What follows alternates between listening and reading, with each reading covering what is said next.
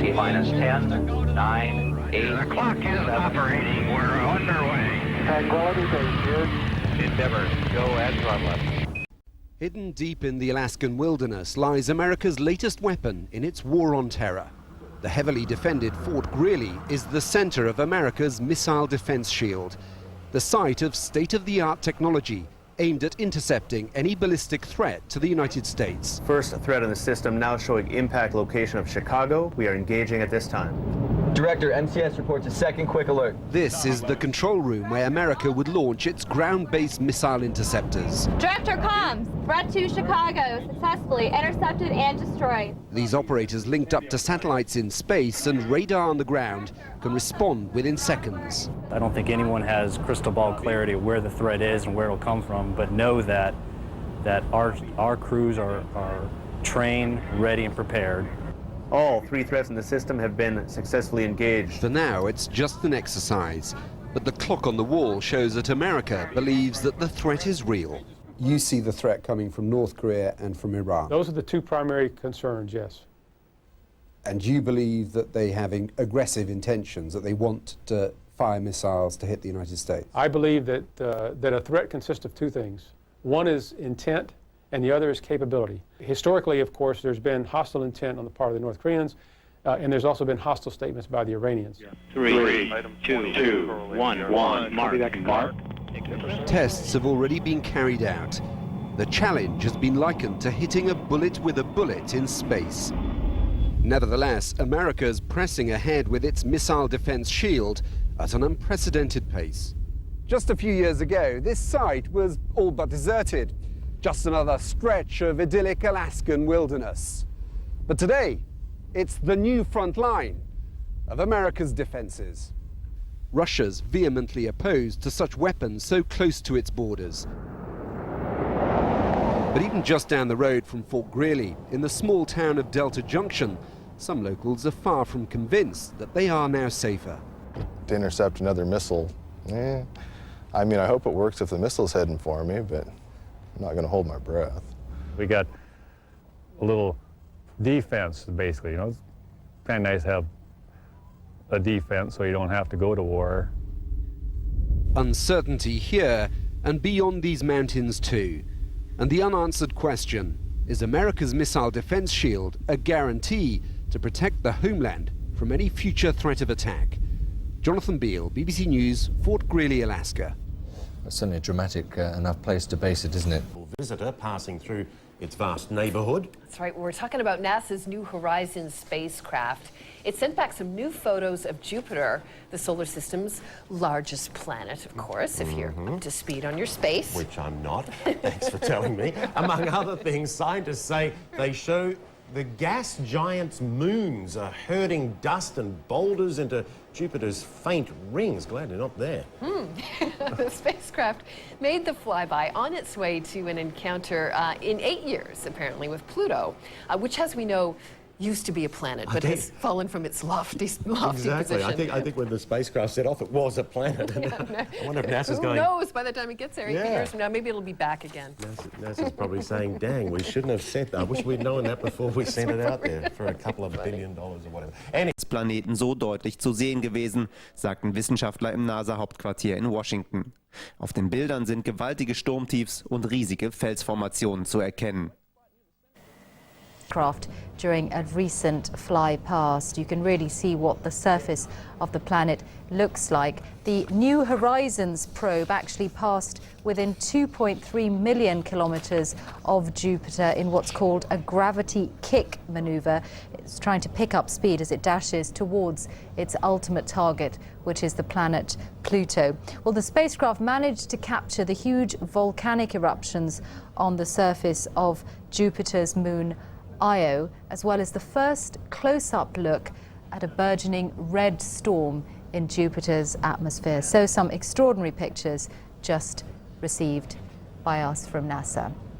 über der Nordsee gebildet und heute war dann auch die Ostsee mit diesem Seenebel dran. Sonst ist die Luft derzeit in Deutschland knochentrocken, meist nur so zwischen 20% und 40% Luftfeuchte, aber an der Küste liegt die Luftfeuchte so bei 70% bis 90%. Im US-Bundesstaat Alabama ist ein Zug mit Raketenteilen für die US-Raumfähren Discovery und Atlantis entgleist. Wie die Raumfahrtbehörde NASA mitteilte, wurden 6 Menschen bei dem Unfall verletzt. Zu dem Unglück kam es, als eine Brücke unter dem Gewicht der Waggons einstürzte. Der Zug befand sich auf dem Weg zum Kennedy Space Center in Florida. Im US-Bundesstaat Alabama ist ein Zug mit Raketenteilen für die Raumfähren Atlantis und Discovery entgleist. 6 Menschen wurden verletzt, als eine Brücke unter der Last des Zuges zusammenbrach und er eine Böschung hinunterstürzte.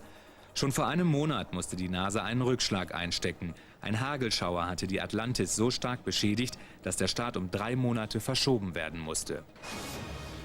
4 Jahre Krieg, kein Ende in Sicht, heißt es in einem Spot. Und George Bush will die Realität immer noch nicht wahrhaben. Der Kongress will unsere Truppen zurückholen. Der Präsident verhindert das mit seinem Veto. Er hatte vor 4 Jahren Unrecht, er hat heute Unrecht. Da steht der Wille einer Nation gegen die Sturheit eines Mannes. George Bush kann gegen ein Gesetz stimmen, aber nicht gegen die Wahrheit. Die Attacken gegen Bush werden aggressiver, der Wahlkampf beginnt früh. Mehr als 3200 tote US-Soldaten, ein auseinanderbrechender Irak, die Geduld der amerikanischen Nation mit dem dafür verantwortlichen Präsidenten am Ende. Die Demokraten wollen das Kapitel Irak abschließen, bevor sie es bei einem Wahlsieg im nächsten Jahr erben. Doch George Bush denkt nicht dran einzulenken. Ein Datum für den Abzug festzulegen, hieß ein Datum für unser Scheitern festzulegen. Das wäre unverantwortlich. So ein Gesetz ist nicht akzeptabel für unsere Männer und Frauen an der Front. Ironie des Schicksals, das präsidiale Machtwort kommt genau 4 Jahre, nachdem der Ex-Pilot Bush mit seinem Top Gun-Auftritt Mission erfüllt, eine der wohl größten Fehleinschätzungen der neueren Geschichte abgeliefert hatte. Die Demokraten wollen unbedingt die Notbremse ziehen. Wenn der Präsident meint, sein Veto würde uns davon abhalten, den Kurs im Irak zu ändern, dann liegt er falsch. Die Demokraten wollen versuchen, das Veto zu überstimmen. Dafür brauchen sie aber eine 2/3-Mehrheit, die sie kaum bekommen werden. So sehr sich die meisten Soldaten wünschen, in die Heimat zurückzukehren, ein schneller Abzug ist nicht in Sicht. Wenn es nach Prince Harry geht, gab es da nie irgendwelche Zweifel, bloß keine Sonderbehandlung für den Enkel der Königin. Und in den britischen Medien herrschte ja viel Aufregung um die mögliche Irak-Stationierung des Prinzen. Es wurde berichtet, Aufständische hätten gedroht, auf den königlichen Spross gezielt Jagd zu machen. Trotz allem, jetzt scheint Harrys Einsatz beschlossene Sache. Bei der britischen Armee werden Wünsche wahr, selbst die eines Prinzen in Uniform. Fähnrich Wales hatte seinem Wunsch Ausdruck verliehen, so behandelt zu werden wie seine Kameraden. Das wird er jetzt. Ich habe die Entscheidung getroffen nach bestem Wissen und Gewissen und ich werde auch künftig genau hinschauen. Sollte sich die Situation im Irak ändern, hören Sie wieder von mir. Auf einen solchen Einsatz hat der Prinz sich vorbereitet, als Anführer eines Aufklärungszugs mit 12 Soldaten in 4 leicht gepanzerten Fahrzeugen.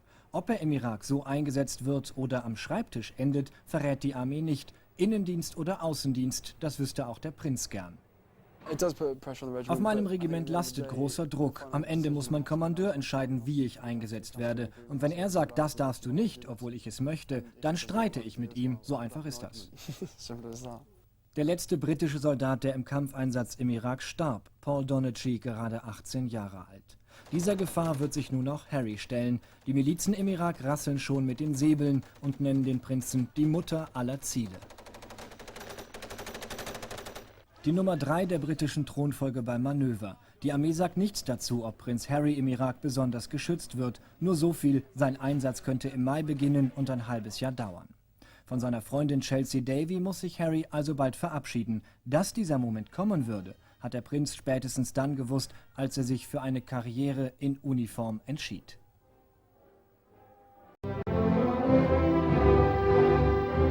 It's a regal pose in a regal setting. The Queen by the celebrated American portrait photographer Annie Leibovitz.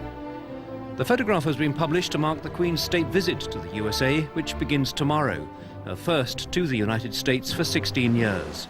Just landed from a flight in Britain. She's arrived at Richmond Airport, where she's beginning her first visit to the United States in 16 years.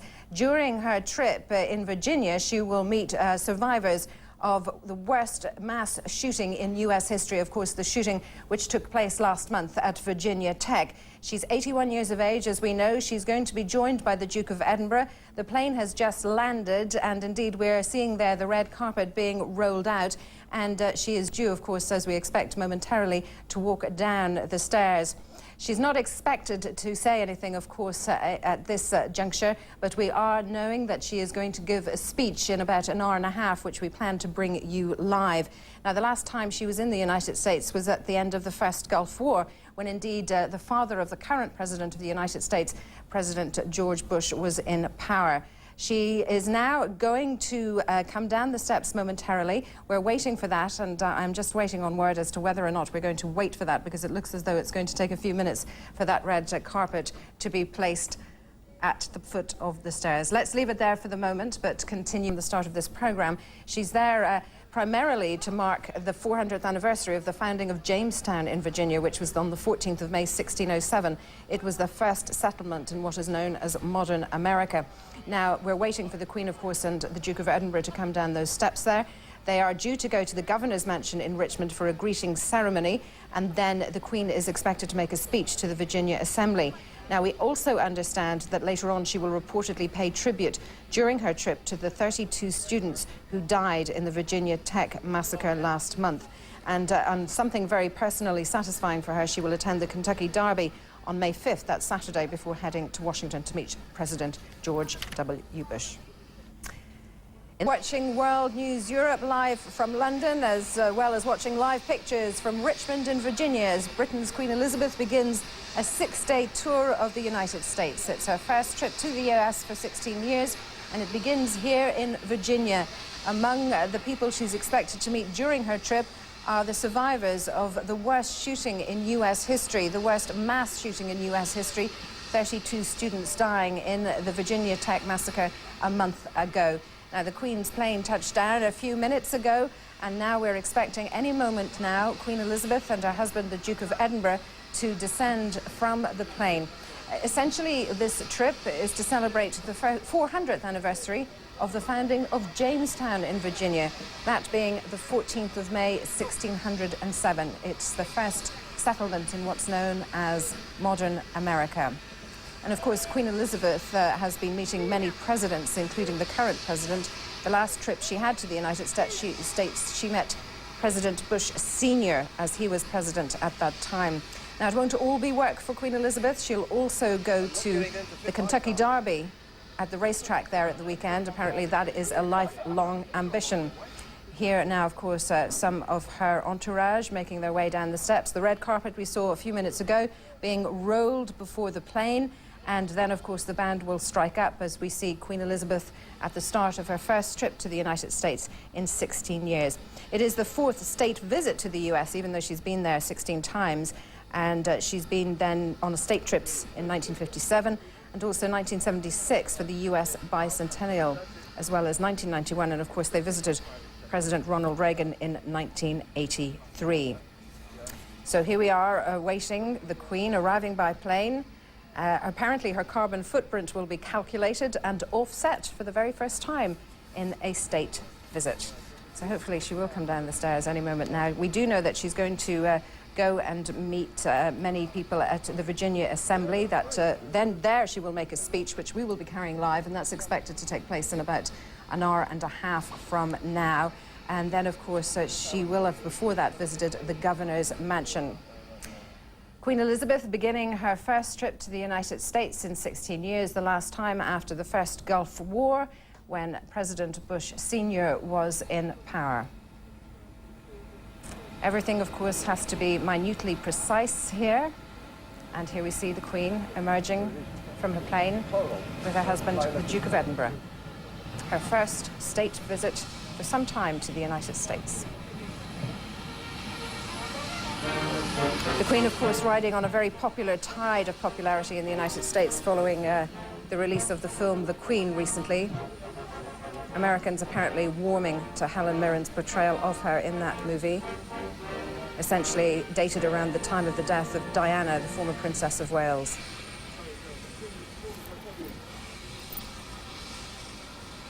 Queen Elizabeth now being greeted by the dignitaries of Virginia, presumably the governor there.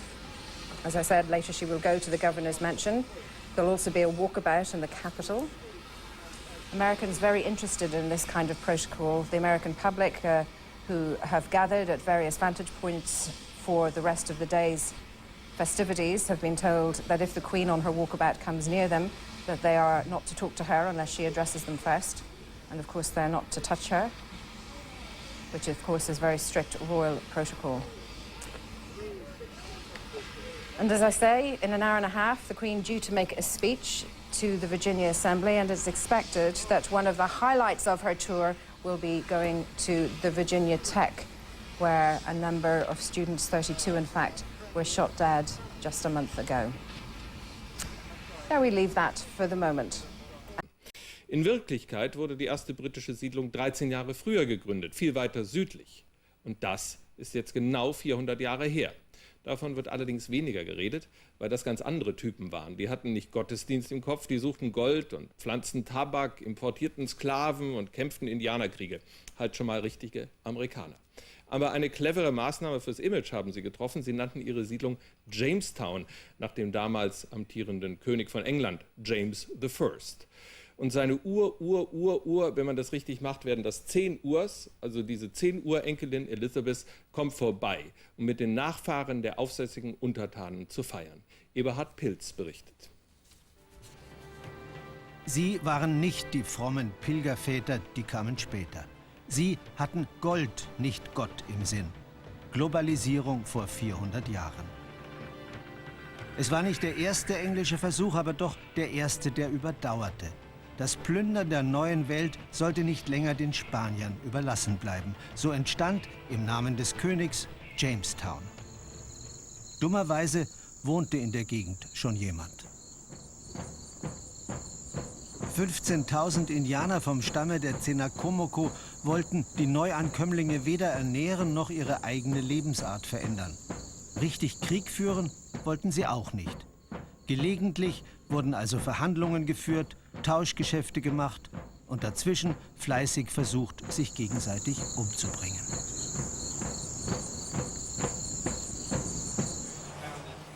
Die ersten Jahre waren fürchterlich für die Siedler. Sterblichkeitsrate 80%. Ausgrabungen und Aufzeichnungen erzählen grausame Geschichten. Mehr als einmal stand die Kolonie vor dem Aus. Die Engländer hatten auf Sumpf gebaut. Sie wollten Schätze suchen, nicht Ackerbau und Viehzucht treiben. Sie stritten untereinander, starben am Typhus und verhungerten. Im Winter 1607, schreibt die Chronik, tötete einer seine Frau und verspeiste sie, nicht ohne sie vorher einzupökeln. Er wurde bestraft.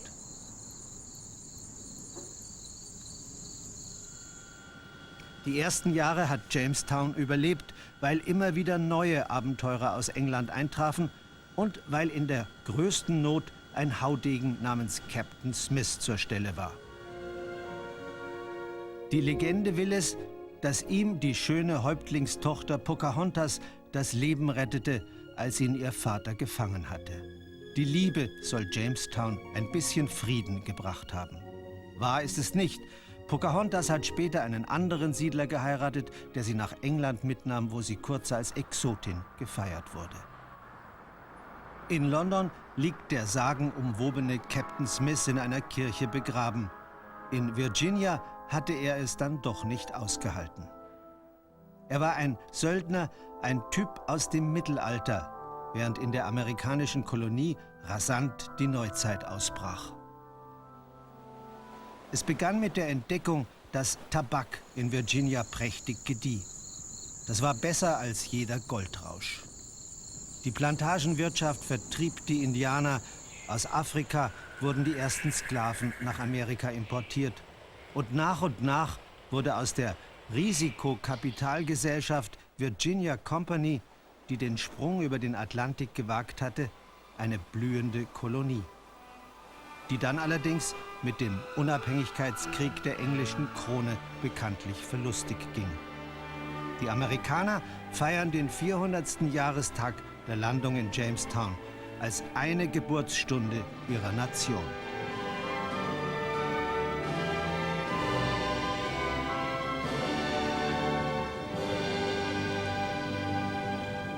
gestern zu einem 6-tägigen Besuch in Virginia in den USA eingetroffen. Sie wird an den Feiern zum 400.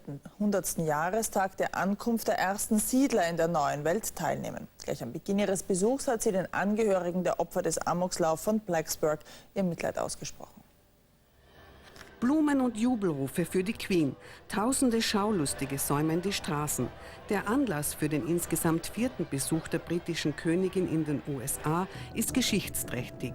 Vor 400 Jahren entstand Jamestown, die erste britische Siedlung in Nordamerika. In ihrer Rede im Parlament erinnert die Königin daran, dass sie bereits zum 350. Jubiläum vor genau 50 Jahren Virginia besucht hat. Doch sie geht auch auf die Gegenwart ein und kondoliert den Hinterbliebenen der Opfer von Blacksburg. Krönender Abschluss des ersten Besuchstags, eine Kutschenfahrt durch Williamsburg, die frühere Hauptstadt Virginias. First permanent English settlements in North America. Richard Quest is there, and he joins us now with more on the 400th anniversary of Jamestown. Hi, Richard. Colleen, if there's one part in the United States or one place here that would give the royal couple a very strong welcome, it is inevitably here in Virginia, because it was here 400 years ago the ships arrived. It arrived on April the 26th. The settlement here at Jamestown began on May the 13th, 1607. And it was this that the Queen was coming to see today. She was looking at recreations of those ships, and particularly of a settlement fort, giving her an idea of what it was like back in those days, an idea of how tough life would have been. But importantly and crucially, I think today, what it was all about was extolling the links, the special relationship that exists between the United States and the United Kingdom. And it was left to the US Vice President, Dick Cheney, to draw a very strong connection between what happened 400 years ago and what the life is like today. The beliefs and waves of life observed here were vital in shaping the character of the nation we know today. And these traditions, liberty and law, private property, the spirit of enterprise and commerce among peoples, all came from the island nation that the colonists of Jamestown had called home.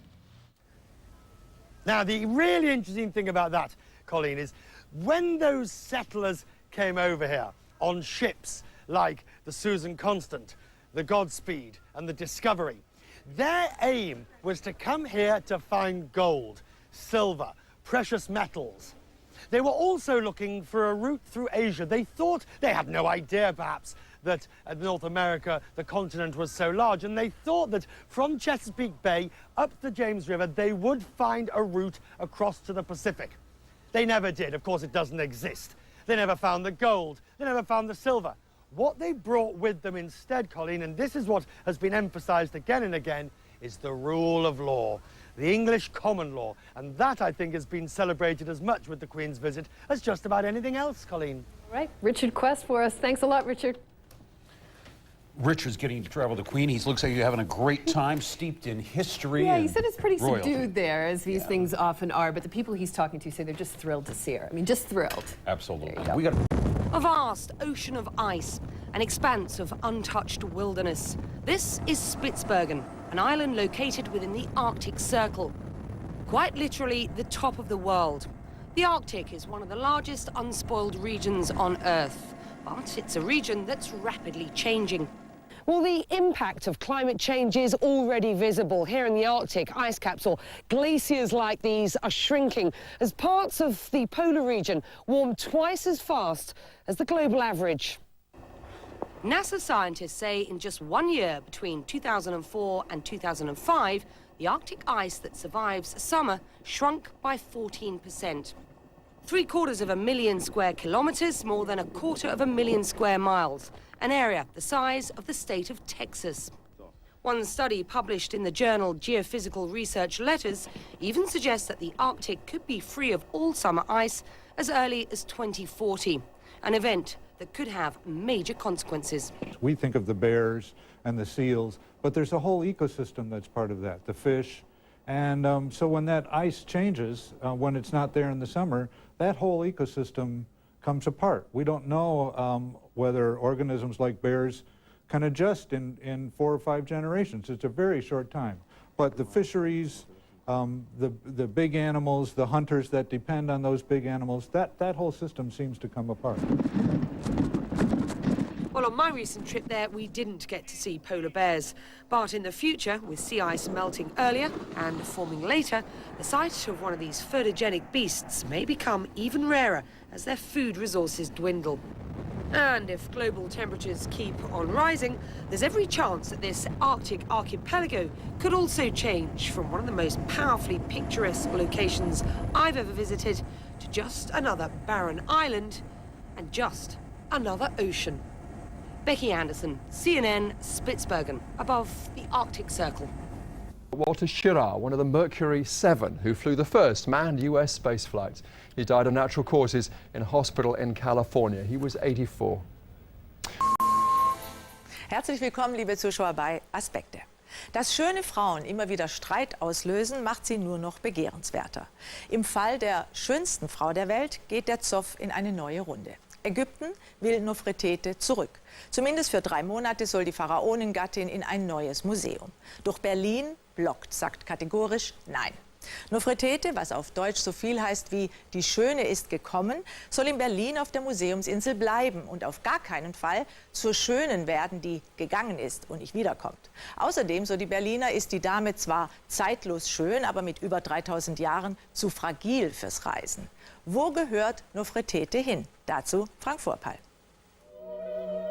Sind es ihre ebenmäßigen Züge, der sinnliche Mund, die hohe Stirn oder die mehr als 3300 Jahre, die ihre Aura ausmachen? Nofretete gilt als schönste Frau der Welt. Sie ist der Stolz der Berliner Museumsinsel, die kostbarste Ikone ihrer ägyptischen Sammlung. Sie ist die liebenswerteste ständige Vertreterin Ägyptens in Deutschland. Allerdings würde Ägypten seine berühmte Botschafterin gern in ihrer Heimat, in Mittelägypten, zeigen. Dort soll 2010 ein neues Museum eingeweiht werden, für Pharao Echnaton. Wenigstens zur Eröffnung würde man Nofretete gern an die Seite ihres berühmten Gatten stellen.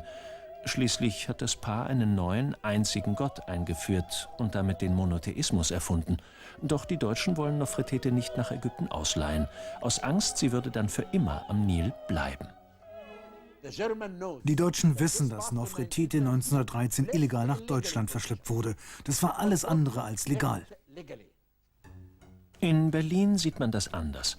Aus den Akten der Grabung gehe hervor, dass Nofretete mit Zustimmung der damals französischen Antikenbehörde nach Deutschland gelangt sei. Widerrechtlich? Gar ein Komplott der Europäer in einem britisch verwalteten Gebiet, in dem die Ägypter selbst nichts zu melden hatten? Einiges spricht dafür, denn viele europäische Museen bedienten sich damals reichlich an Schätzen aus ägyptischen Grabungen. Ludwig Borchardt, der Ausgräber der Nofretete, hielt den Sensationsfund seiner Grabung 10 Jahre lang verborgen, bis er ihn 1924 endlich zeigte. Warum versteckte er Nofretete so lange? 1933 sollte die Büste sogar schon an Ägypten zurückgegeben werden, ausgerechnet von den Nazis. Doch dann legte Hitler sein Veto ein, weil er mit der Nofretete seine Hauptstadt Germania schmücken wollte. In Berlin findet sich heute noch vieles, was Borchardt 1913 aus Ägypten mitgenommen hat. Große Stücke sind kaum darunter, denn eigentlich durften nur zweitklassige Funde ausgeführt werden. Und in diesem, mit Verlaub, Kleinkram soll die Skulptur der Nofretete nicht als Prunkstück aufgefallen sein? Irgendwie muss Borchardt getrickst haben. Jetzt ist aus Berlin zu hören, man könne die Nofretete aus konservatorischen Gründen nicht an Ägypten ausleihen. In Kairo hält man das nach 2 Weltkriegen und diversen Umzügen der Nofretete für einen Vorwand und macht deshalb einen Vorschlag zur Güte. Wir bieten eine Garantie unserer Regierung dafür, dass Nofretete auch zurückkehrt. Jetzt muss Berlin antworten und könnte sich daran erinnern, wie es ist, als Bettler abgewiesen zu werden. Kürzlich wurde in Moskau das Gold der Merowinger präsentiert, Beutekunst aus Berlin, die die Russen 1945 mitgenommen haben. Zu Recht verlangt Deutschland die Rückgabe. Doch wer von den Russen fordert, kann Ägypten eine Leihgabe nicht abschlagen. Fairerweise müsste es heißen, gute Reise, Nofretete. In a certain way, she's going to be regretting the fact she can't get down with the horses. She can't inspect the horse flesh, talk to the jockeys, so she's going to do whatever she can. But yes, she's always wanted to go to the Kentucky Derby. I'm not a particular racing expert. I know you know more about it than myself. They race over on the dirt in the Kentucky Derby. She's more on the turf and over the sticks, as I think you would probably say, Becky. And then on Sunday, she stays in Kentucky for a private day, and I'm told, or I'm informed, that that's when she'll be discussing possible breeding, she'll be discussing possible new racehorses, all sorts of things with her friends down there whom she's met before. We call them the fences, darling, not the sticks. And she's going to be confused as well, Richard, because they'll be going the other way round. But anyway, I know she'll have a great day. So will you, and you are getting bitten to death, so we'll let you go.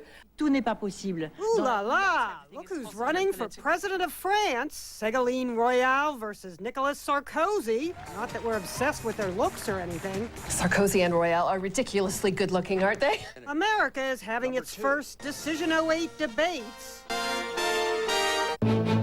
While France just had Le Débat 2007, the set was meant to resemble a boxing ring, and at one point, socialist Ségolène Royal came out swinging against her right-wing opponent. Et je suis très en colère. And I am very angry. No, I'm not going to calm down. Please do not point your finger at me. The finger-pointing was over schooling for the handicapped.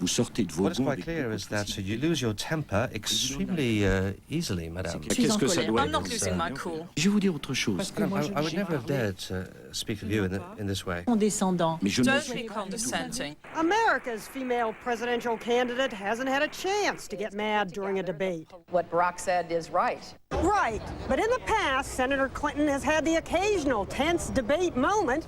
Take the time her Senate opponent physically tried to get her to sign a campaign financing pledge. Oh, I'm sorry. Right here. Here it is.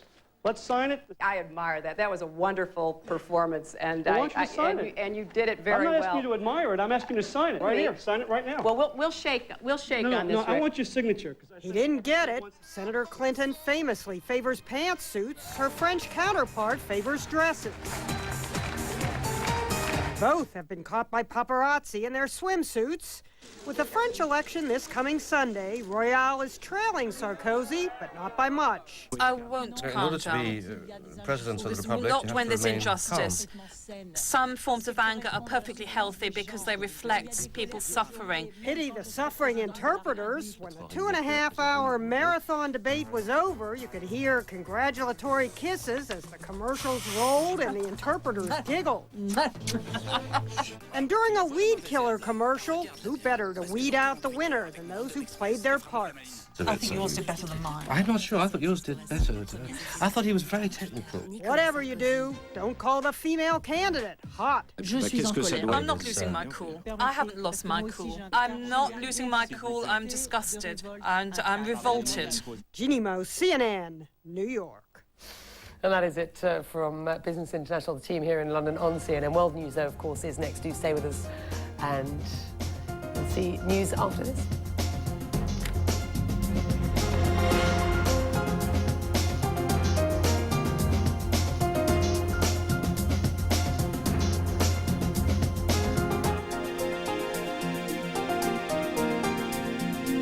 Rakete des Typs Ariane 5 hat am Morgen 2 Fernsehsatelliten in den Weltraum gebracht. Die Rakete hob kurz nach Mitternacht von Kourou in Französisch-Guyana ab.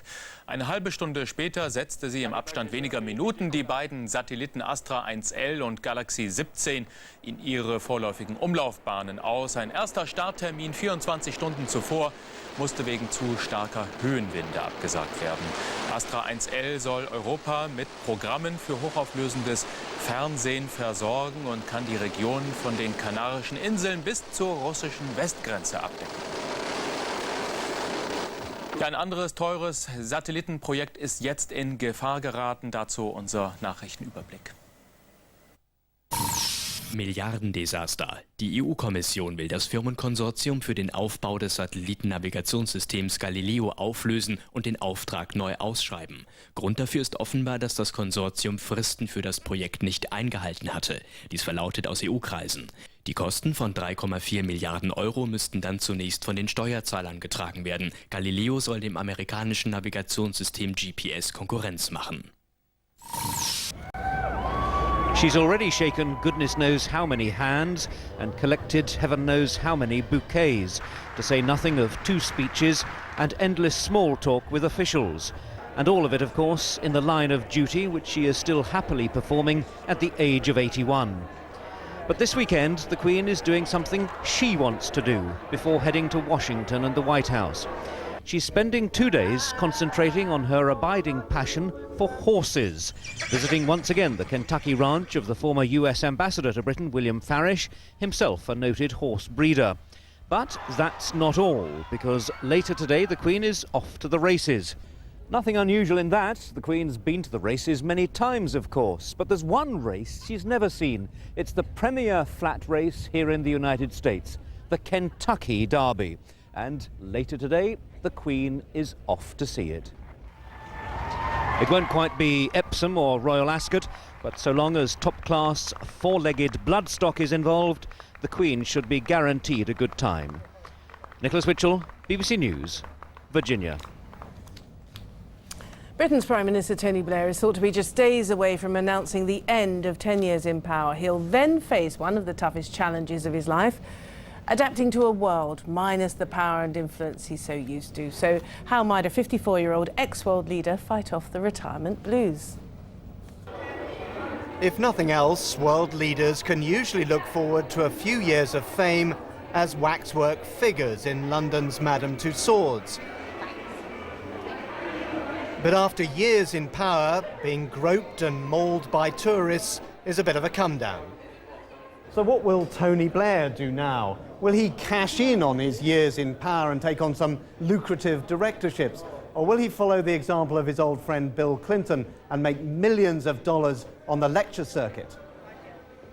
But he's already said that he wants a job with a real purpose. So perhaps he'll use his international contacts to promote development in Africa or combat climate change, or perhaps even some new diplomatic role in the Middle East. American presidents have their foundations and their libraries. It's partly an effort to try to shape the way that history judges them. One former British Prime Minister has a foundation, but Margaret Thatcher holds a warning for Tony Blair. She was bereft, really, of any meaningful life. The whole effort was channeled upon the job, and there was nothing to channel it anymore. Of course, Tony Blair is younger than Margaret Thatcher was. What would you say he should do? You have another career in front of you, but it isn't in Britain. Every dog has his day, and you've had your day, 10 years of it, and that's it, so far as this is concerned. In this country, we don't often bring back prime ministers. A day on the golf course may not be Mr. Blair's idea of fun. But unlike many retirees, Mr. Blair does have a relatively young family to keep him active. Even so, he's going to have to accept a very different pace to his life when he leaves office. If I had a piece of advice, it would be when he leaves number 10 for the last time, he's got the plane tickets in his pocket, ready to go off somewhere nice and quiet and peaceful, where he can think and ask himself the difficult questions like, who am I now? And he can reinvent himself. So Prime Minister Blair may be on his way out, but watch this space for Tony Blair Mark II. Peacemaker, philanthropist, family man, who knows? John Devitt, BBC News, Beaconsfield Golf Club. Today she'll join thousands of horse racing fans at the annual Kentucky Derby. The Queen began her trip in the US state of Virginia. She visited the historic Jamestown settlement and toured a dig site where archaeologists have found the remains of the original fort there. Friday marked 400 years since settlers founded Jamestown, which became England's first permanent outpost in North America. Mit 2 Fernsehsatelliten an Bord startete kurz nach Mitternacht eine europäische Trägerrakete vom Typ Ariane in Richtung Erdumlaufbahn. Die Satelliten mit einem Gesamtgewicht von mehr als 9 Tonnen sollen Europa mit Programmen für hochauflösendes Fernsehen versorgen. 24 Stunden zuvor musste der Start wegen starker Höhenwinde verschoben werden. 4 Milliarden Euro waren veranschlagt. Finanziert werden sollte Galileo von einem privaten Firmenkonsortium, das das Geld über die Vergabe von Nutzungslizenzen wieder hereinbekommen sollte. So hätte das Ganze nicht nur Prestigeobjekt, sondern auch Vorzeigeprojekt in Sachen Private-Public Partnership sein können.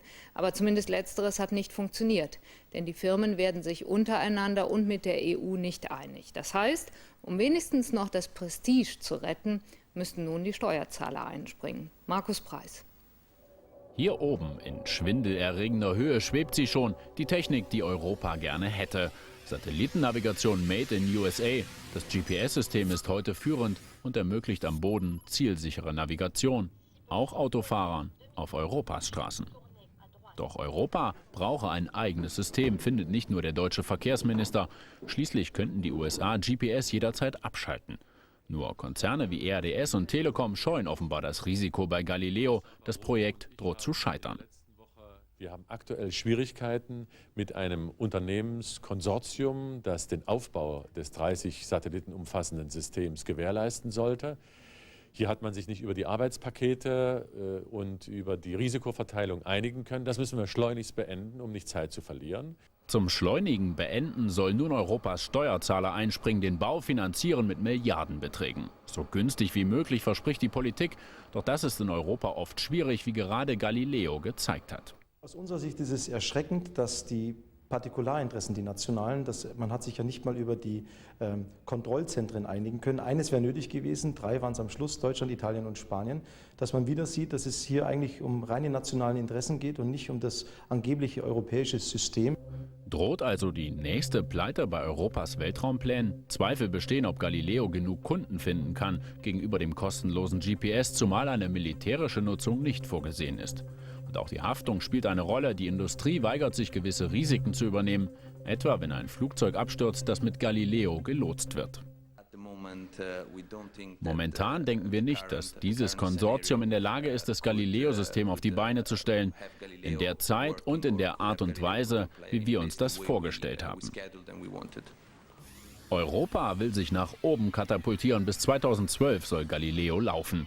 150.000 Arbeitsplätze verspricht die EU. Für den Steuerzahler ist das ein bisschen wie ein Weltraumspaziergang. Fantastische Aussichten, aber bei dem Risiko könnte ihm durchaus schwindlig werden. Astronomen, kommen wir zu einem ganz anderen Thema. Liebe Zuschauerinnen und Zuschauer, haben die bislang hellste Sternexplosion im All beobachtet. Ja, 5-mal heller als jede zuvor gesichtete Supernova und sie dauerte mehrere Monate. Die Explosion des 240 Lichtjahre entfernten Sterns SN 2006 GY, so wird er genannt, war von einem Studenten beobachtet worden. Dagmar Meyerhofer. Die Leuchtkraft ist gewaltig, mit 100-mal mehr Energie als bei einer typischen Supernova. Und es ist die hellste, die jemals beobachtet wurde, obwohl das Spektakel 240 Millionen Lichtjahre entfernt ist. Das Schauspiel konnte noch über 2 Monate lang mit dem Weltraumteleskop beobachtet werden. Eine ungewöhnlich lange Dauer für eine Sternenexplosion. Es gibt ungefähr 4 Billionen Sterne, aber nur eine Handvoll, die diese Kraft haben. Der explodierte Stern war vielleicht so massiv, wie ein Stern nur werden kann. Ungefähr das 150-fache der Sonne. Ein ähnlicher Prozess wird derzeit beim Stern Eta Carina in der Milchstraße beobachtet. Der Stern, der die Supernova produzierte, stieß den Experten zufolge vor der Explosion sehr viel Masse aus. Diese Explosion in der Milchstraße wäre dann aber sehr viel näher an der Erde dran.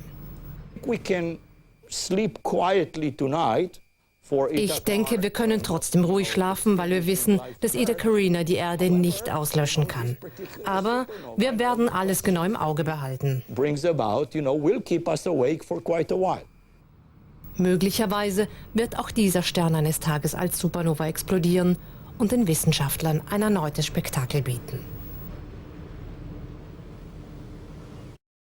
Mittlocher bei uns im Studio, ein riesiges Feuerwerk, was da zu sehen war. Wie lange wäre ich denn unterwegs, wenn ich das vor Ort mal mir angucken würde, wollen, können? Also ich glaube, die Deutsche Rentenversicherungsanstalt hätte echt Probleme mit dir. Du wärst nämlich wirklich 5 Millionen Erdenjahre mit herkömmlichem Raketenantrieb unterwegs, um das anzugucken. Und dann würdest du natürlich verbröseln da unterwegs, weil die Sonne, die da implodiert ist, so so enorm kräftig war, dass du keine Chance gehabt hättest, dir das wirklich live anzusehen. Wie ungewöhnlich ist das ganze Spektakel eigentlich? Naja, es kommt in der Milchstraße bei uns etwa 20 Mal in einem Jahrtausend vor. Also, aber das, was die Forscher jetzt hier entdeckt haben und rekonstruiert haben in dieser Animation, ist natürlich ein echtes galaktisches Naturschauspiel. Sowas in der Größe hat es einfach noch nicht gegeben. Aber es gibt auch eine gute Nachricht. Also der hat es gesagt, der Kollege von der Universität in den USA, die Strahlen werden uns nicht vernichten. Sie werden uns nur mit einem sehr starken Teleskop erreichen. Und das bedeutet, sie werden also ganz, ganz schwach sein. Die Röntgenstrahlen, die wir da entdeckt haben. Und unsere Sonne, die hält noch 12 Milliarden Jahre. Also wir können uns erstmal ganz entspannt zurücklehnen. Ja, da haben wir doch Glück gehabt, oder? Das In ist der schön. Tat. Danke, Mick. Gerne. 21 Salutschüsse, 7000 Gäste und mittendrin die Kapelle der US-Luftwaffe. So empfingen George W. Bush und seine Ehefrau Laura die Queen und Prinz Philipp im Garten des Weißen Hauses. So weit, so gut. Bis dahin verlief das Staatsbankett für die Queen nach Protokoll. Aber dann doch der erste Patzer in der Begrüßungsrede. You helped our nation celebrate its bicentennial in 1976. Sie haben uns schon bei der 200-Jahr-Feier 1976, aber da war es zu spät. She gave me a look that only a mother. Sie warf mir einen Blick zu, wie es sonst nur Mütter mit ihren Kindern tun. Die Königin selbst not amused, aber gelassen. Für das anschließende Gala-Dinner war Bush dann besser gerüstet. Ein Benimmbüchlein mit den wichtigsten Regeln im Umgang mit einer Königin und Frackpflicht für alle männlichen Gäste. Die Generalprobe. Anstoßen, der Queen freundlich zuprosten, aber Mr. President, doch bestimmt nicht vor ihrer Majestät hinsetzen. Das erste White-Tie-Dinner in der Amtszeit von George W. Bush, bei aller Förmlichkeit und Etikette, doch irgendwie charmant inszeniert. Das britische Königsreich reicht derzeit bis ins Weiße Haus. Angeblich beneiden ja viele Amerikaner die Briten ein bisschen um ihr Königshaus. Das hat wahrscheinlich vor allem mit dem kleinen Minderwertigkeitskomplex der noch jungen amerikanischen Nation zu tun, wenn es um Tradition, Geschichte und Kultur geht. Aber ich glaube, zumindest der derzeitige Bewohner des Weißen Hauses ist ganz froh, dass es hier nur selten so prunkvoll und so stilgerecht zugeht. So, meine Herren, und was gar nicht geht, selbst wenn man der Präsident der Vereinigten Staaten ist, sich zuerst hinzusetzen. Das nur am Rande. Wir haben es 11:15 Uhr, die She gave me a look that only a mother could give a child. If the Queen was miffed, she didn't show it. And it is the time to look forward, jointly renewing our commitment to a more prosperous, safer and freer world. The president, reeling from the unpopular war in Iraq, seized the opportunity to highlight Britain's standing with America. Your Majesty, I appreciate your leadership during these times of danger and decision. 80% of Americans have a favorable view of the Queen in the latest CNN opinion research poll. The president clearly can afford to bask in the Queen's glow, but etiquette is not his bailiwick, so he had to be coaxed. I will tell you that we did have to talk the president into white tie, and so he was glad to wear a white tie. But I don't know about the rest of our guests, especially the ones from Texas. They're probably having to go out and rent theirs this afternoon. Ditto for Super Bowl winning quarterback Peyton Manning, who told CNN he got a last-minute invite to the state dinner on Saturday while he was at the Kentucky Derby. A panicked Manning checked into the Willard Hotel without white tie and tails, so the concierge knew who to call. Frenchman George Deparis, tailor to every president since Lyndon Johnson, fitted the quarterback at 9 p.m. Sunday and worked through the night on a new tux with tails. I finished this clock about 6 a.m. And after a handoff from the tailor, the NFL star made it to the ball in his 44 long, same size as the president. The president has come a long way from 1991 when he greeted the Queen at his father's White House in cowboy boots that said, "God save the Queen." The Queen laughed, but Mr. Bush's mother, Barbara, was none too pleased. Ed Henry, CNN, the White House. By NASA scientists. The explosion occurred long ago but could only be detected from the Earth last year after its light traveled many trillions of light years. Here's Neil Ross. The supernova was 240 million light years away. It doesn't have a name, only a number, SN 2006 GY. Most supernovas collapse under the weight of their own gravity, but something different happened this time. When it exploded, it shone 5 times more brightly than any supernova seen in the past. In this type of supernova, you're taking, we think, something like 20 times the mass of the sun and spewing that material out into space. So not only does it radiate its energy to appear as the brightest supernova, but you're also polluting the surrounding environment with all of those metals. Not only metals, but carbon and oxygen, the seeds of life. If these things are going off in the early universe, for example, that's going to be the initial seed that plants these metals, and not just what we normally think of as metals, but carbon and oxygen and all the elements that we need for life. Stars this massive are extremely rare, but there is one of similar size and development in our own Milky Way. Eta Carinae seems to be at about the same point that this star was when it exploded. And so that's what makes us think that maybe Eta Carinae could go off. However, even though Eta Carinae is only about 7,500 light years away, scientists don't believe it will threaten the Earth. I think we can sleep quietly tonight for Eta Car not, extinguishing life on Earth. They do say that if it did explode, it would be bright enough for people in the southern hemisphere to read by its light. Neil Ross, BBC News. Hielt sich hartnäckig das Gerücht, Präsident Bush habe Benimmunterricht genommen. Man merkte ihm zumindest an, der Abend war nicht nach seinem Geschmack. Er hatte zum sogenannten White Tie Dinner geladen, bei dem er Frack und weiße Fliege tragen musste. Ich muss Ihnen gestehen, ich habe den Präsidenten dazu überredet. Laura Bush ließ sich ein exklusives hellblaues Designerkleid anfertigen, um eine Peinlichkeit zu vermeiden, die ihr im Dezember passiert war, als 3 Frauen die gleiche rote Robe trugen. Zur Begrüßung hatte Präsident Bush die Atmosphäre mit einem Versprecher ein wenig gelockert, als er an das Jahr des letzten USA-Besuchs der Queen erinnern wollte. Beinahe hätte er 1700 statt 1976 gesagt. Bush zwinkerte der Königin zu, die schaute etwas streng und der Präsident erwiderte: Sie sah mich an, wie nur eine Mutter ihr Kind anschauen kann. Vor 16 Jahren hatte sie ihn schon einmal so angeschaut, als er sich der Königin beim Bankett seines Vaters als das schwarze Schaf der Familie vorstellte und fragte, welches denn das ihre sei. Diesmal wurden die Benimmregeln für den königlichen Besuch befolgt. Die Queen war mit Your Majesty anzureden, die geladenen Gäste sollten ihr ja nicht zu fest die Hand schütteln und sobald die Königin die Gabel auf den Teller legte, durfte niemand mehr weiter essen. Nach einem Konzert von Isaac Perlman hatte Präsident Bush das eleganteste Staatsbankett seiner Amtszeit überstanden. Anzug etwa. Oder die nächsthöhere Stufe Smoking. Auf Englisch Black Tie, schwarze Fliege. Für die Gäste, die gestern Abend ins Weiße Haus geladen wurden, war aber nicht mal Smoking gut genug, sondern die Anweisung lautete White Tie, weiße Fliege, also Frack. Wer bitteschön besitzt schon einen Frack?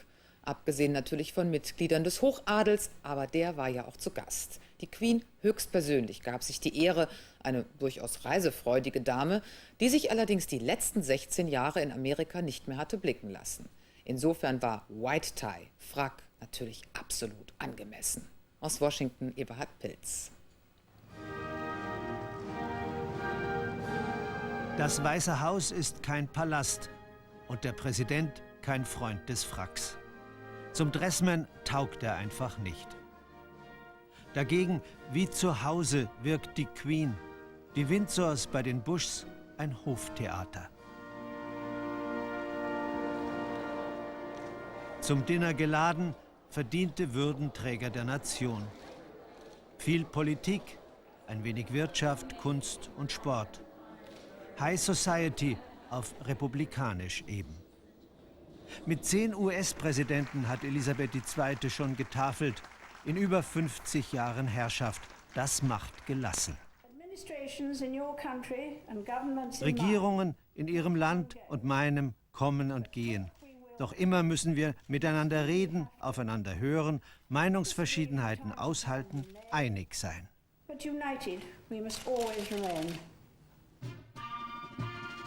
Das war nicht immer so. Am Anfang stand die Rebellion. Pfeifer und Trommler erinnern an die Geschichte und daran, dass auf das britische Jahrhundert ein amerikanisches folgte, mit einer besonderen Verbundenheit bis in die von Krieg und Terror gezeichnete heutige Zeit. Dies zu bekräftigen, ist die Königin zu Gast.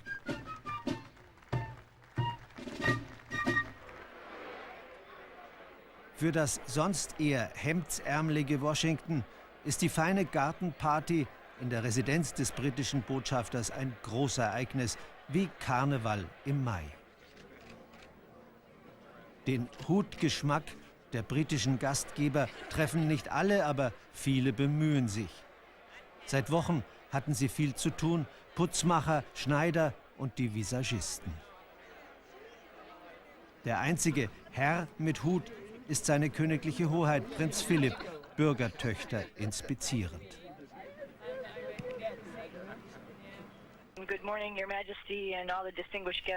Guten Morgen, Majestät. Auch aus dem All wird die Königin im Weltraumzentrum in Washington begrüßt.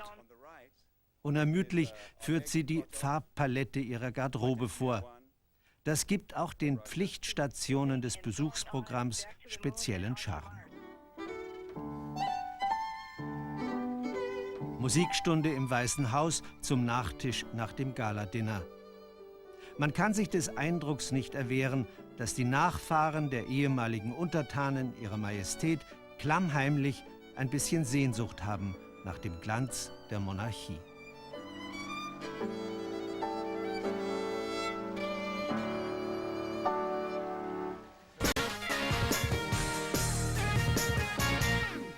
Queen Elizabeth bei einem ihrer letzten offiziellen Termine in den USA. Die NASA hatte ihre Majestät zu einem intergalaktischen Plauderstündchen mit der Besatzung der ISS geladen. Das Gespräch mit den Astronauten führte allerdings allein der Presseonkel. Lizzie schwieg. So wirkte der königliche Kontakt mit den Außerirdischen noch distanzierter, als die Entfernung hätte vermuten lassen. Ganz dicht rangekommen sind unglücklicherweise die Flammen an den Stadtrand von Los Angeles. Bedroht von dem Buschfeuer ist jetzt auch die legendäre Sternwarte, in der einst James Dean in Sie wissen nicht, was Sie tun Verstecken spielte. Hollywood-reif auch diese Szenen, nur leider nicht das Ergebnis von Spezialeffekten. Die Natur hat hier Regie geführt. Threatening some of Los Angeles' most iconic landmarks. Wildfires ravaged the hillsides near Hollywood. The massive flames engulfed more than 600 acres of land, threatening homes and the famous Griffiths Observatory. Over 300 people were evacuated around Los Angeles as the roaring flames loomed close. Hundreds of firefighters battled the inferno throughout the night. Desperate measures as the fire began to destroy LA's famous Griffith Park. Water-dropping helicopters were deployed as the fire continued to burn out of control. Wildlife, cultural venues, hiking trails and recreational facilities were taken in its path. But as light dawned, the flames eased. Firefighters relieved they finally had the fire under control. Although the immediate battle is over, the damage is devastating, both financially and environmentally. Authorities are now investigating the cause of the fire, which is believed to be a discarded cigarette at a local golf course. The blaze erupted on the second day of a heatwave in Los Angeles, which saw temperatures soar to 36 degrees Celsius. Although no lives were lost, the fire is the most destructive the area has seen in 70 years. Catherine Loft, BBC News. And we're still in the States, where Britain's Queen Elizabeth has paid tribute to fallen American soldiers at a war memorial in Washington. At the ceremony, she laid a wreath honouring 400,000 servicemen and women killed in World War II.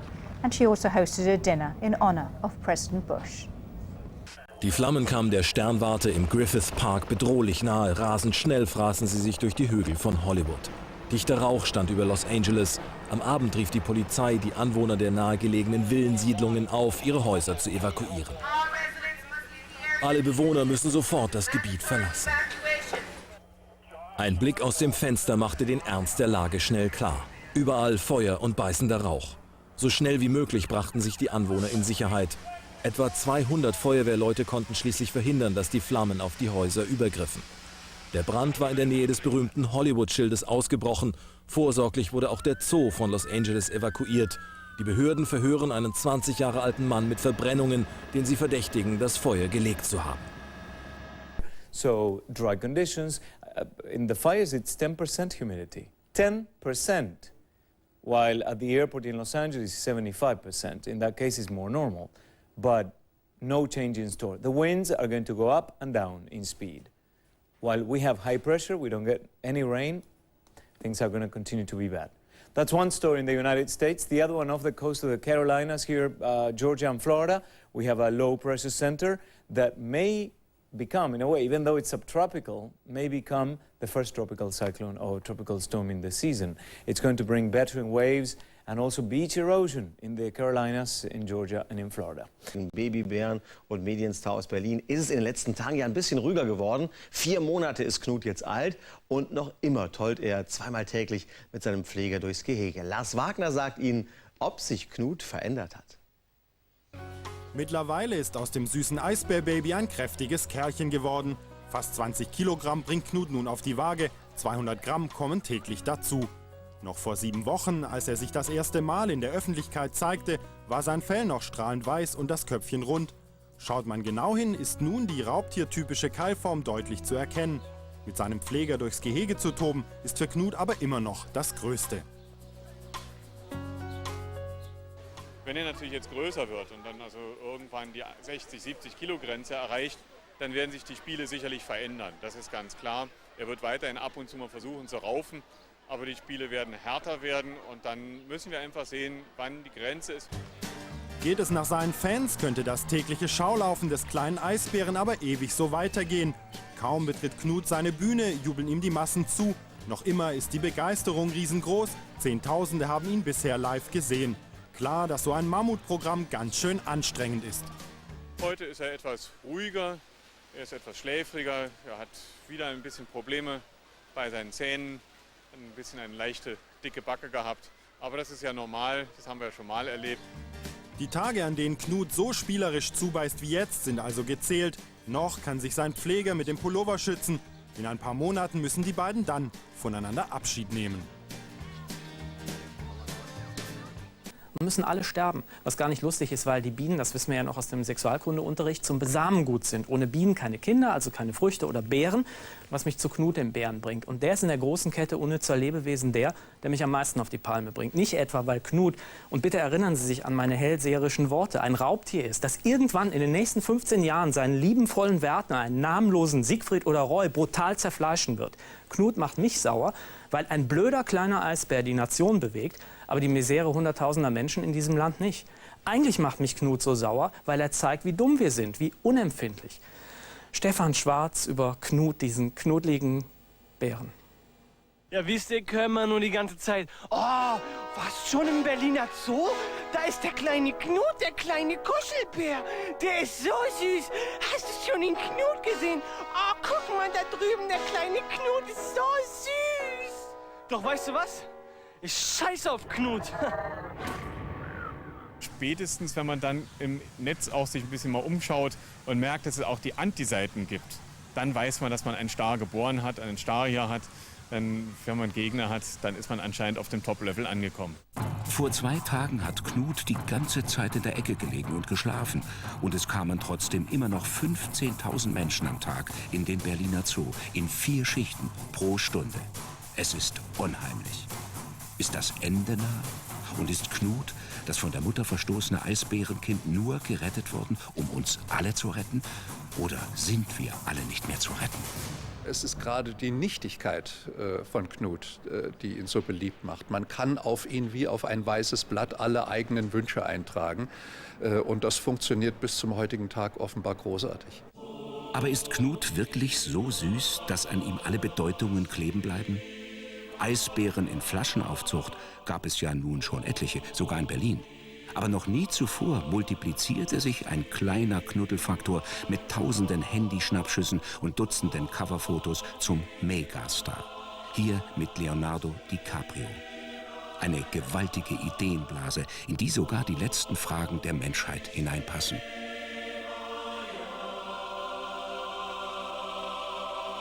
Es ist keine Friedenstaube, es ist vielleicht ein Friedensbär. In einer Zeit, wo die Menschheit doch sehr viel mehr von Kriegen und negativen Dingen erfährt, war das einfach die Zeit reif, um mal wieder einen positiven Effekt weltweit zu haben.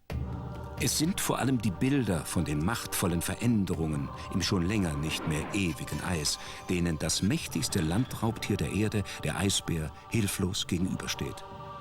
Die Rettung des kleinen Eisbären Knut wirkt so zauberhaft, weil uns die Welt, aus der er kommt, verloren scheint.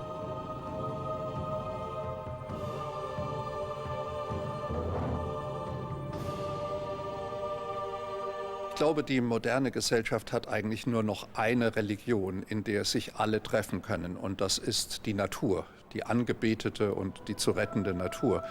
Und diese Natur sucht natürlich nach einem Sinnbild. Sie sucht nach einem totemistischen Symbol, das man anbeten kann.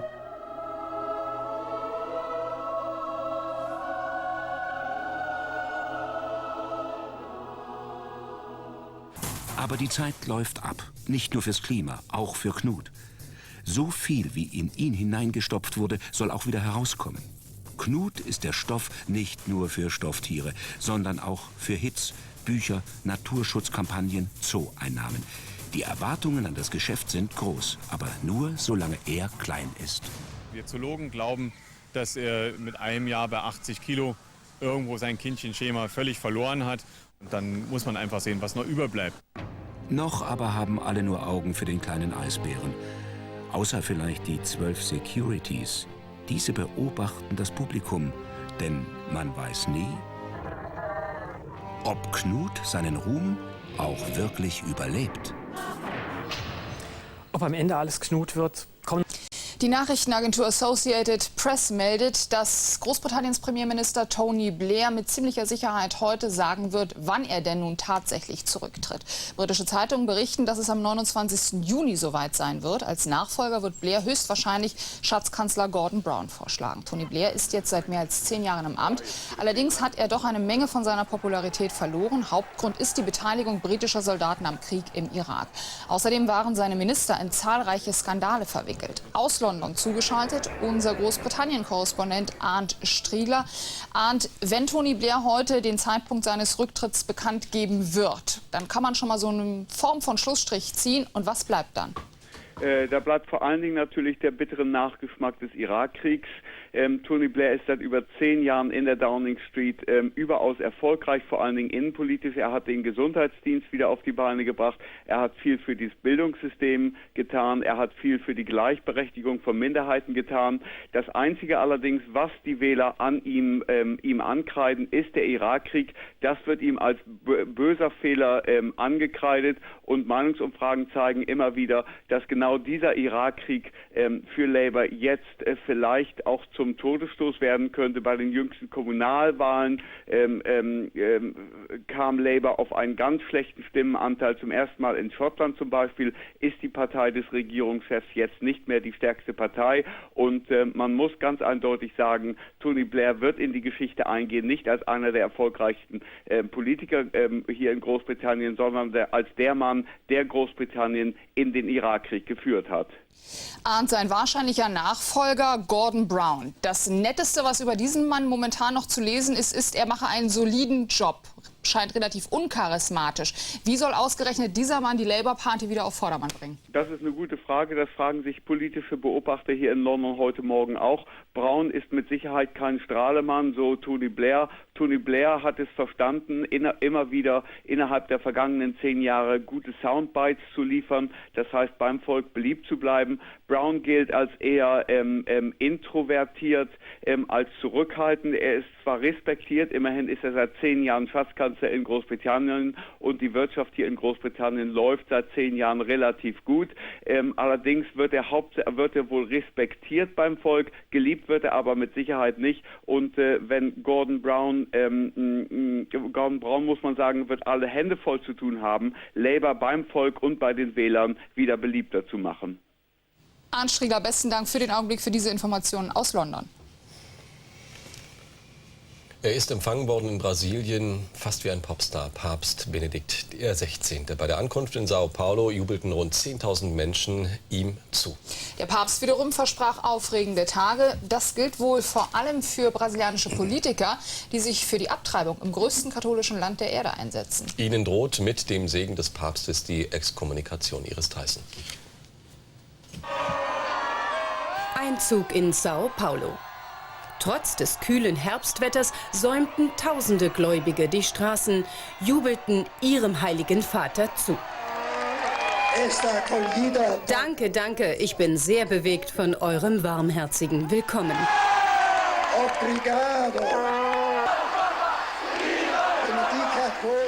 Für den Papst ist es die erste Überseereise. Sein Besuch soll auch die Abwendung vieler Brasilianer von der katholischen Kirche stoppen. Heute trifft der Pontifex Staatspräsident Luiz Lula. Überschattet wird das Treffen von einem innenpolitischen Abtreibungsstreit. Lula hatte sich für eine Lockerung ausgesprochen. Für die Kirche, dies machte Benedikt noch vor seiner Ankunft klar, ist das Sünde. Das Töten unschuldigen Lebens und das gleichzeitige Empfangen der Heiligen Kommunion ist nicht im christlichen Sinne. Kritiker werfen dem Papst vor, brasilianischen Politikern damit indirekt mit Exkommunikation gedroht zu haben. Gegen Abtreibung, gegen Kondome in einem Land mit steigender AIDS-Rate und extremer Armut, für diese Demonstranten nicht verständlich. Er sagt immer, benutzt keine Kondome, aber arme Menschen und viele, viele Frauen stecken sich deshalb an. Bis Sonntag bleibt Papst Benedikt zu Besuch im größten katholischen Land der Welt. Or is it hailing a cab on Washington's Embassy Row? One foot symbolically on British diplomatic soil, one on American. If there is a monument to the famed special relationship, it must be this. Sir Winston set the standard, others followed. Remember Maggie and Ronnie? She egged him on in war and peace. He loved her steel concealed in a handbag. The two were made for each other. But so were they. Bill Clinton discovered the third way, the middle ground, the comfort zone between left and right. And so, of course, did Tony Blair. The Cold War over, the war on terror not yet begun, prosperity on the up and up, Bill and Tony became the best of friends. Yes, there was grit behind their smiles. It was the Prime Minister who had to persuade the President to send NATO troops to Kosovo. Once again, Britain saw itself as the Athens to America's Rome. Tony Blair regretted the exit of Bill Clinton. Surely his successor, an oil man called George with a Texan swagger and a tongue of clay, could never replace Bill. And yes, their first meeting was a little awkward. It became known as Tony's tight trouser moment. And what the two had in common was toothpaste. Well, we both use Colgate toothpaste. They're gonna wonder how you know that, George.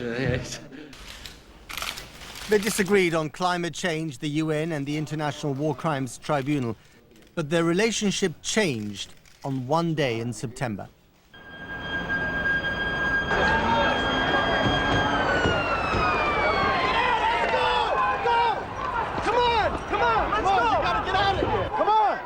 In the days after 9/11, the world stood behind America, and no one more so than Britain and its Prime Minister. Once again, we are joined together in a great cause. So honored the British Prime Minister has crossed an ocean to show his unity with America. Thank you for coming, friend. The stage was set for the next chapter, the one dominated by the war in Iraq, the one that would define their legacy. In the days when the weapons of mass destruction were still waiting to be found and insurgent was a new word, Tony Blair received the same rare honor once bestowed on Lady Thatcher and Sir Winston. He addressed both houses of Congress to thunderous applause and popular acclaim. At home, they began to call him a poodle. In America, he was a superstar. The body bags mounted in numbers, Saddam's weapons remained unfound, the public grumbled. But the Prime Minister continued to believe that the only way to influence the President was to be his friend. There were a dozen visits to the White House, Tony Blair supplying intellectual polish to George Bush's moral conviction. In return, he wanted American commitment to the UN, to peace between Israelis and Palestinians, to Middle East diplomacy. He got little, if any, of it. And even at the end, when George Bush surged more troops into Iraq, The friend advised against it behind closed doors but said nothing in public. Why, oh why? It's a question they will ask for years to come. Whatever the answer, this very special relationship is one for the history books. Mr. Prime Minister, can I buy you dinner? Certainly. But as Tony Blair knows only too well, these days American hospitality can come at a price. Matt Fry, BBC News, Washington. Political editor Andrew Marr, who often used to stand here outside Parliament giving his analysis of politics, reflects now on the way New Labour ran the country. Spin. It was the original weapon of Tony Blair's New Labour.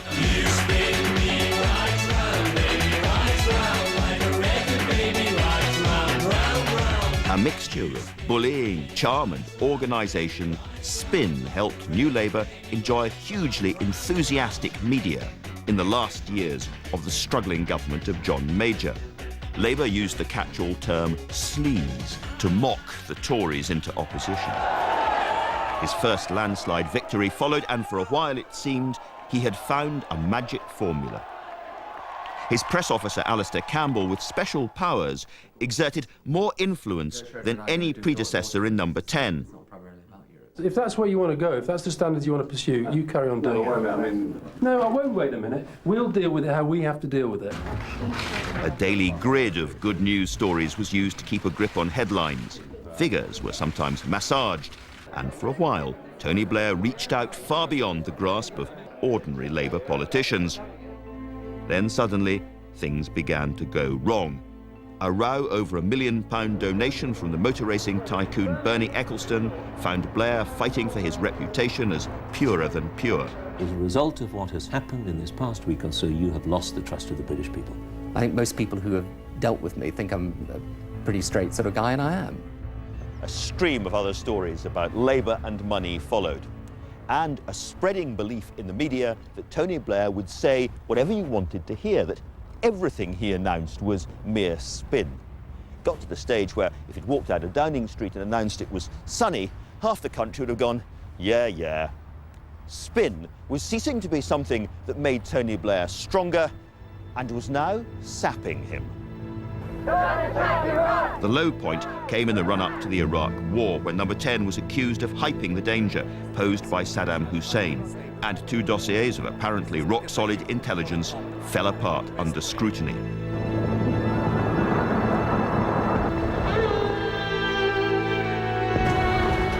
After the invasion, the weapons of mass destruction never turned up.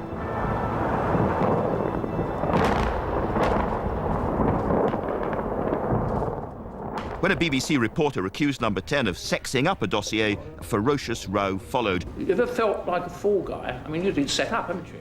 A government scientist, David Kelly, who'd been a source for the story, was caught up in the verbal battle and committed suicide. Have you got blood on your hands, Prime Minister? Blood on your hands, Prime Minister. Blood on your hands, Prime Minister. Turmoil at the BBC. Lord Hutton's report denounces its handling of the David Kelly affair. An inquiry later cleared Number 10 of deliberate wrongdoing, producing the worst day for the BBC in its history. I met a strange lady, she made me nervous. But the accusations of spin wouldn't go away. Mr. Foster's passed. I would not have allowed myself to get into this situation. The following summer, Alistair Campbell resigned. And under his successor, David Hill, there was a determined attempt to spin less. In part, it worked. But for Tony Blair, much of the damage had already been done.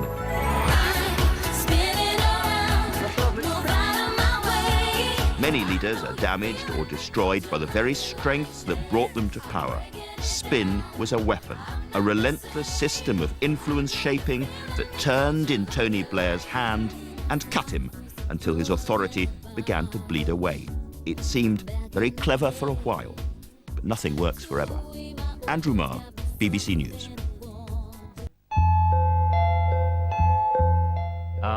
1997. You remember the Spice Girls, Britpop, Brit Art, the Teletubbies, the Full Monty, New Labour.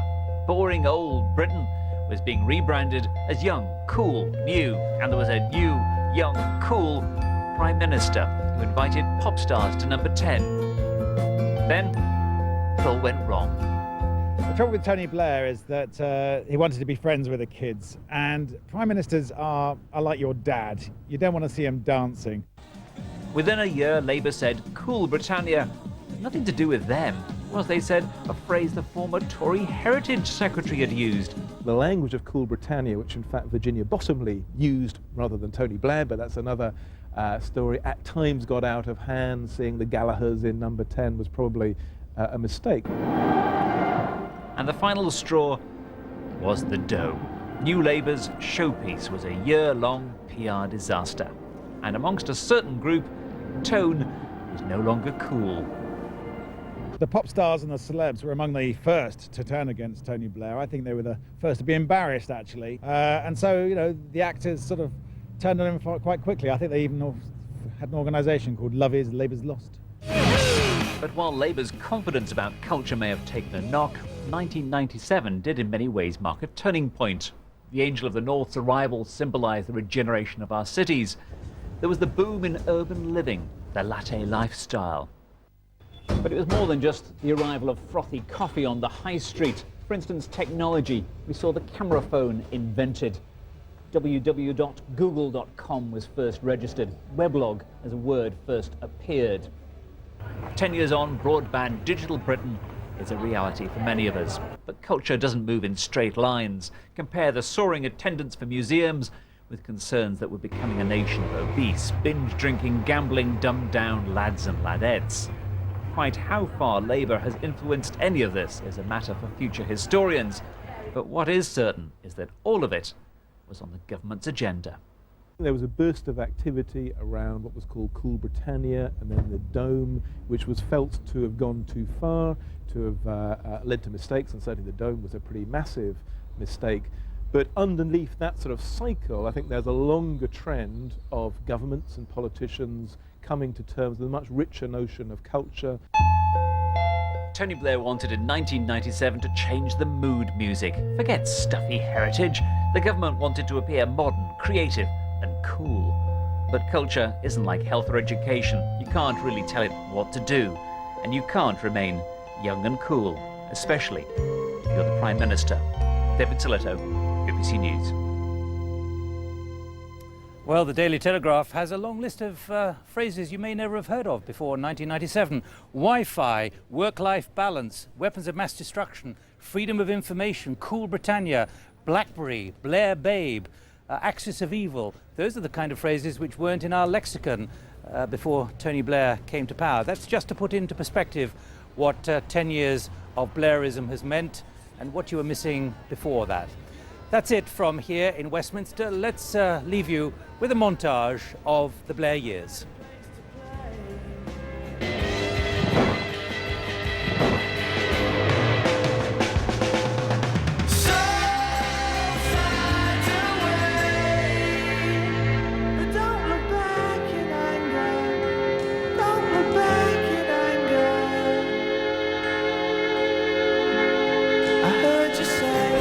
The chance to get some experience. You're the future now, so make the most of it.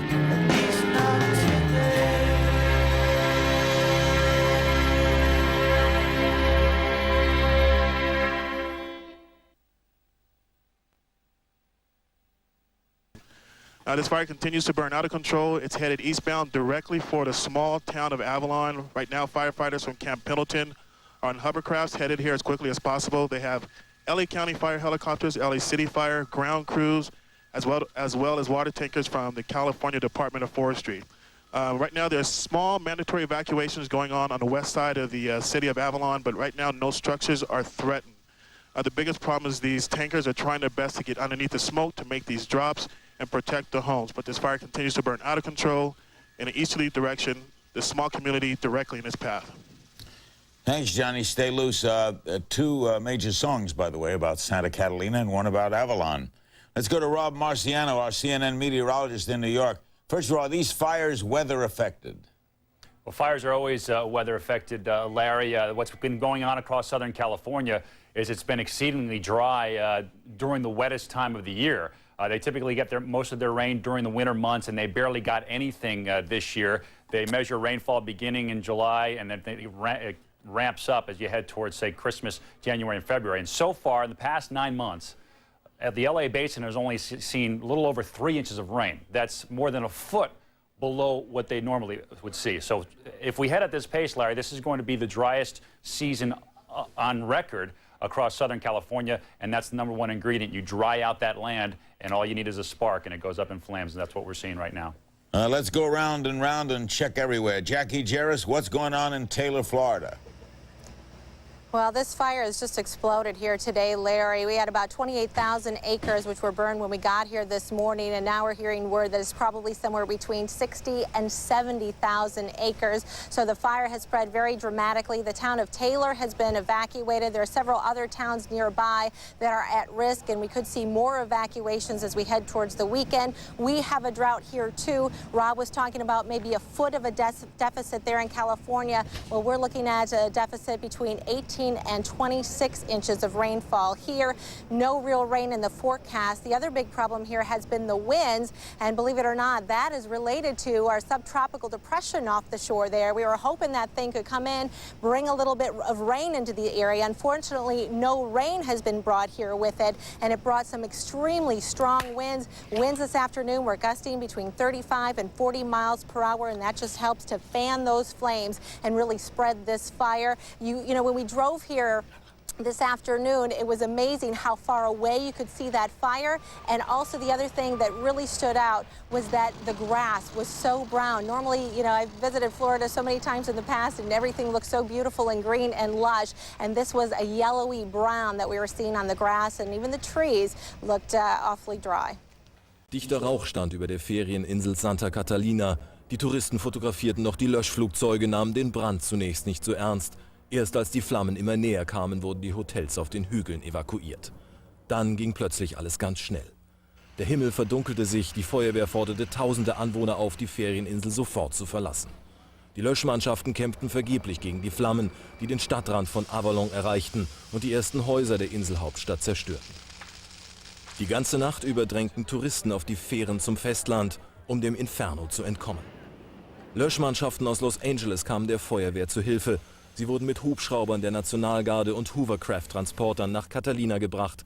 Die beliebte Ferieninsel liegt vor der kalifornischen Küste rund 35 Kilometer vor Los Angeles. Auch in Florida brennt es an mehr als 200 Stellen gleichzeitig. Hier hat es den ganzen Winter über und dieses Frühjahr kaum geregnet. Seit einer Woche haben die Behörden den Feuernotstand ausgerufen. Es brennt vor allem in den schwer zugänglichen Sumpf- und Waldgebieten. Die Feuerwehr hat hunderte Anwohner aufgefordert, ihre Häuser zu verlassen. Dichte Rauchschwaden verdunkeln den Himmel und behindern den Verkehr auf den Straßen. Die Buschbrände haben in Florida schon mehr als 200 Quadratkilometer Land vernichtet. Acres of tinder-dry parkland. Wildfires rage out of control on Catalina Island in California. Residents and tourists alike were forced to flee the flames, taking refuge on the mainland. It was like burning up there in the mountain. Then I got scared. We were crying really bad because we thought we were going to die. Hundreds of firefighters have been battling blazes like this across the United States. Long periods without rainfall have left the land parched. Strong winds are making an already bad situation worse. The authorities in Florida are battling more than 200 separate wildfires. With the winds that we had yesterday and the day before, it's like they call it a wildfire. It's just uncontrollable at this time. While residents are now returning to Catalina Island, other states aren't so lucky. The authorities in Minnesota, Georgia and Florida are barely coping and can only hope that rain will come soon. Andy Gallagher, BBC News, Miami. Let's turn to Kevin Corriveau at the International Weather Center. Well, we need to start off with what is happening on both coasts of the United States. We have been watching wildfires off the coast of California, as well as what is happening off in the southeastern part of the United States. But first, let's take a look at what's happening at Catalina Island. We're watching this area of high pressure really keeping most of the rain at bay in this region. We are getting increased humidity, but in the afternoon time frame, talking about California, we are going to be watching some winds starting to pick up. So that is going to actually hinder wildfire efforts there. They did get a handle on the situation. They got the fire away from from the town of Avalon. But over the next day or so, the winds are actually going to start to pick up, and we could see the threat of wildfires increase there.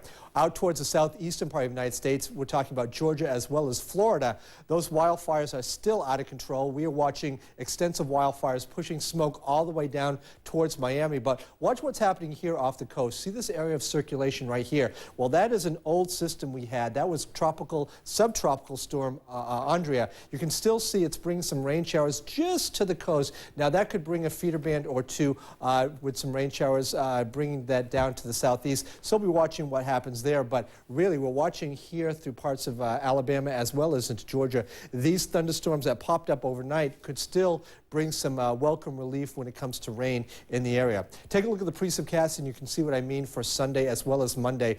Rain showers are going to be popping up to the southern part of Georgia as well as Florida during that time frame, so that is going to be a welcome relief and bring some light rain showers there and will help those firefighters out. Temperature-wise, this is what we do expect to see. Cooler temperatures up to the northeast. New York at about 20 degrees, but very warm for Atlanta at 30, and Dallas will also be seeing 30 degrees. Denver, unseasonably warm for you, 30 degrees there as well. Forest Service reporting now that the fire in northern Florida is about 30% contained. That is just enough to let the firefighting aircraft back up after being grounded all weekend. The fire forcing more than 500 people to leave the area.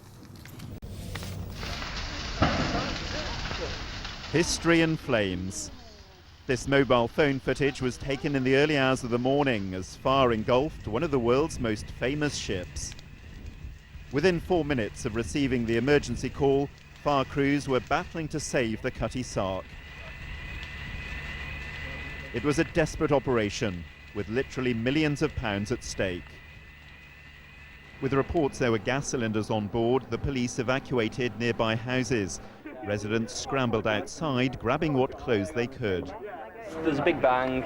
We went outside and it was just on fire. Flames going about 20 feet in the air. And you could just see the whole length of the ship was just completely on fire, flames like 20, 30 feet in the air, and the wind was picking it up quite a lot as well, and so you're worried about how far, whether that fire would be able to spread onto the nearby pubs and into the surrounding flats. By 9 o'clock this morning, the fire was out, leaving behind what appeared to be a scene of devastation. An investigation is now underway into the cause. The possibility of arson hasn't been ruled out. There is indication that there were people in the area at the time when the fire initially started. That's come from the local borough CCTV. There's no indication at this stage that the people that are on that CCTV footage are actually involved in the incident, but may merely be witnesses. The Cutty Sark was partway through a £25 million restoration project. Fortunately, much of the ship, including the mast and figurehead, had temporarily been removed. Experts say the damage may not be as bad as initially thought. The hull was basically a very empty structure, and we're hopeful that it's just the temporary works that we've lost at this stage. Obviously, it's a significant cost to us, but we hope that the hull will be salvageable. And with the firefighting operation having been completed, work will begin almost immediately on attempting to save a crucial part of Britain's heritage. John Brain, BBC News, South East London. Das weltberühmte Segelschiff Cutty Sark ist bei einem Großbrand nahe London schwer beschädigt worden. Ein Augenzeuge filmte die meterhohen Flammen, die das einst schnellste Segelschiff der Welt zerstörten. Das 138 Jahre alte Boot, das gerade aufwendig restauriert wurde, soll trotz der Schäden wieder aufgebaut werden. Die Brandursache ist noch unklar. Das Schiff aus dem 19. Jahrhundert durch ein Feuer stark beschädigt worden. Die Cutty Sark war einst der schnellste Großsegler der Welt. Mit solchen Schiffen wurde früher Tee von China nach Europa gebracht. Ein Wiederaufbau ist nach Ansicht von Experten möglich. Der erhaltene Teeklipper der Welt gehört zu den bekanntesten Sehenswürdigkeiten Londons. Erst im vergangenen Jahr waren mehr als 37 Millionen Euro für die Restaurierung bereitgestellt worden. Wegen dieser Arbeiten war etwa die Hälfte der Schiffsausrüstung ausgelagert worden. Nach Angaben des Treuhandfonds kann das Schiff wieder aufgebaut werden, da nur der Rumpf brannte. Als Brandursache vermutet die Polizei Brandstiftung. Spektakel. Diese beeindruckenden Bilder zeigen den Vulkan Kilauea auf Hawaii. Der Berg ist seit einer Woche wieder aktiv. Zu Schaden kam bislang zum Glück niemand. Attentat auf US-Präsident. Auch der mächtigste Mann der Welt ist nicht vor allen Anschlägen sicher. Diese Erfahrung musste George W. Bush jetzt während einer Pressekonferenz machen, als ihm ein Vogel auf seine Weise die Meinung sagte. Ob es sich bei dem Attentäter um eine Friedenstaube handelte, ist uns nicht bekannt. A first of its kind new attraction. Let's go fly. The Shuttle Launch Experience, a $60 million ride, is debuting this weekend at the Kennedy Space Center Visitors Complex. It was designed and built not as a thrill ride, but to mimic a real shuttle liftoff. Here's the real thing. Now, here's the ride. Veteran shuttle commander Rick Searfoss spent years working to get it just right. I was their test pilot, would hop on board the mock-up and they would tweak and change and adjust the vibrations and the shaking and the sounds and so forth. And we kept doing that, did that hundreds of times. His peers all smiles when it was over. Can't wait to get my grandkids in there. The attraction is meant to be more than simply a ride. It's a physical legacy of the shuttle program. I thought it was cool when the doors on top of the space shuttle opened up. Payload bay doors. You looked at her? Yeah. If we come out of this and we don't have a handful of kids every week that change their mind and start raising their hand when somebody says, how many of you want to be astronauts, then we have failed miserably. We couldn't pass up the opportunity to fly ourselves. Commander Bolden went along for the ride.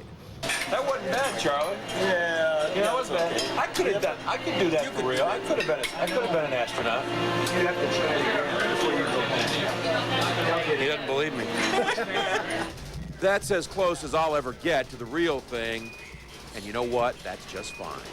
John Zarella, CNN, at the Kennedy Space Center in Florida. I'm Stephen Fraser at CNN Center. Inside Africa is coming up next. First, though, I'll be back with a quick update of the headlines after this short break.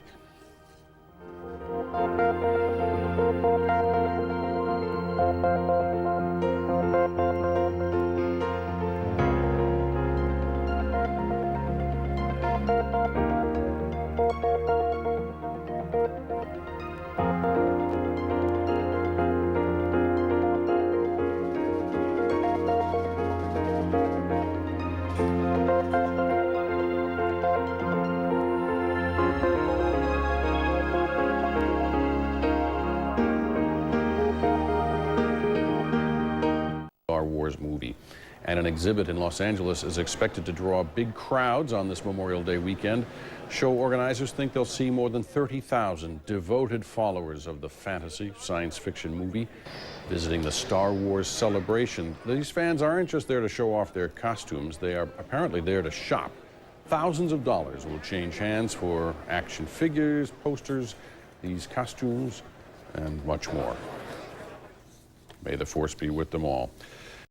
Walmutter Delta und ihr Kalb Dawn halten zielstrebig Kurs gen Ozean. Jetzt soll's offenbar flink gehen. Zeitweise tauchen die beiden so schnell auf und unter, dass die Begleitboote kaum mehr mithalten können. Am Wochenende hatten die beiden Buckelwale bei Rio Vista plötzlich kehrt gemacht und schwammen am Stück rund 70 Kilometer wieder flussabwärts. Jetzt sind sie 10 Kilometer vor der Golden Gate Brücke angelangt. Auch hier lauern Gefahren. Gefahren durch den Schiffsverkehr vor allen Dingen. Und dass sie eben doch irgendwann nicht umdrehen, dass man sie zu sehr verfolgt. Auch wenn Menschen, so gut sie das meinen, solche Tiere retten wollen und sie bedrängen, dann ist das ein Riesenproblem. Meeresbiologen versuchten mit allen Mitteln, den beiden den Rückweg schmackhaft zu machen, spielten ihnen Gesänge ihrer Artgenossen vor, beschossen sie mit Wasserkanonen, um sie zum Kurswechsel zu animieren, und versuchten es sogar mit Krach. Nichts funktionierte. Aus eigenem Antrieb schwammen die Tiere zurück. In der Bucht von San Francisco stellten die Behörden den Schiffsverkehr in einem Umkreis von 500 Metern um die Wale herum ein. Tausende Schaulustige werden erwartet, wenn die beiden das letzte gefährliche Nadelöhr passieren. Tausende Kubikmeter Fels stürzen in die Tiefe. Eine Staubwolke hüllt das ganze Kalankatal ein. Es ist purer Zufall, dass das Kamerateam gerade in diesem Moment über das Geröllfeld fliegt. Wenn man sich das so vorstellt, das sind etwa ein Volumen von 150 bis 200 Einfamilienhäusern.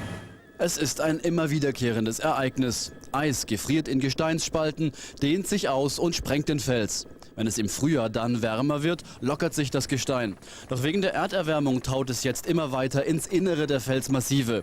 Die losen Gesteinsmengen werden deshalb größer. Erst 2006 brachen am Eiger 700.000 Kubikmeter Fels aus der Wand. Doch richtig gefährlich wird es, wenn besiedelte Gebiete betroffen sind. Vor genau einem Jahr fiel ein tonnenschwerer Felsbrocken auf die Gotthard-Autobahn und tötete ein deutsches Ehepaar in seinem Auto. Heute blieben die Trümmer am Ortsrand von Arvigo liegen. Die Einwohner hatten Glück, doch sie sind von der Außenwelt abgeschnitten und müssen mit Helikoptern aus der Luft versorgt werden. Es ist anzunehmen, dass das sicher noch 2-3 Tage dauern wird, bis die Straße wieder freigegeben werden kann. Mindestens 2-3 Tage, sagen wir mal. In der Felswand über Arvigo hat sich schon wieder ein großer Spalt aufgetan. Weitere 200.000 bis 300.000 Kubikmeter Fels werden bald abstürzen. Wann genau, das weiß niemand. Mehr Bilder zu den Felsstürzen und einen Bericht aus dem abgeschnittenen Dorf sehen Sie heute Abend im Nachtjournal um Mitternacht. Die Eltern der seit knapp einem Monat in Portugal verschwundenen Madeleine haben heute im Vatikan bei Papst Benedikt XVI. Trost und Kraft gesucht. Nach einer Generalaudienz sprachen die beiden kurz mit dem Heiligen Vater und überreichten ihm ein Bild ihrer vermissten Tochter. Mario Turic berichtet. Sie suchen Aufmerksamkeit für das Schicksal ihrer Tochter. In diesem Moment aber bekommen sie vor allem Trost und Zuversicht. Es wird ein langer, inniger Händedruck zwischen den Eltern von Madeleine und Papst Benedikt XVI. Einige Sekunden lang betrachtet der Heilige Vater Madeleines Bild. Vor allem die Segensgeste am Schluss bewegt die Eltern zutiefst. Es war eine sehr emotionale und positive Erfahrung für mich und es war sehr wichtig. Von nun an werde ich das Bild immer bei mir tragen.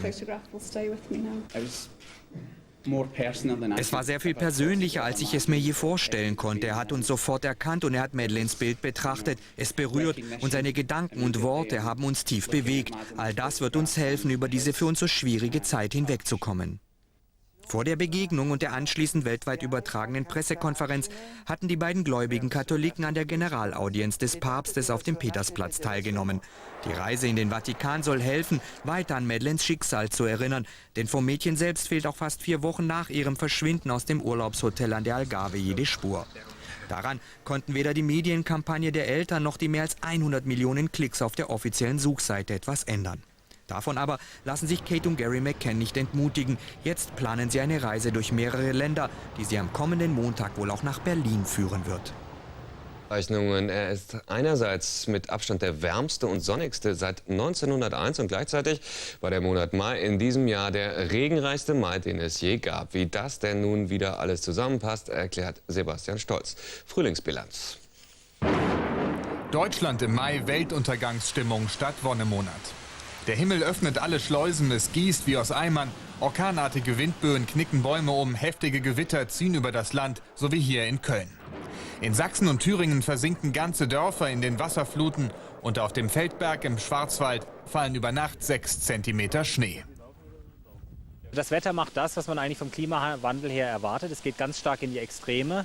Es war durchschnittlich immer zu warm in den vergangenen Monaten und jetzt war der Mai auch noch viel zu nass. Im Mai fielen dieses Jahr 126 Liter Regen pro Quadratmeter. Das ist fast doppelt so viel wie im Durchschnitt. Für die Landwirte war der Rekordregen die letzte Rettung für die vertrockneten Felder nach der extremen Dürre im April. Allerdings sind diese Niederschläge nicht dazu geeignet, die Schäden, die wir im April empfangen haben, hier wieder auszugleichen oder gut zu machen, sondern sie haben ausschließlich das Allerschlimmste, und zwar den Totalausfall der Ernte, verhindert. Trotz der Unwetter ist dieser verrückte Mai immer noch 2 Grad wärmer als der Mai im Durchschnitt. Ein Rekordmonat in jeder Beziehung.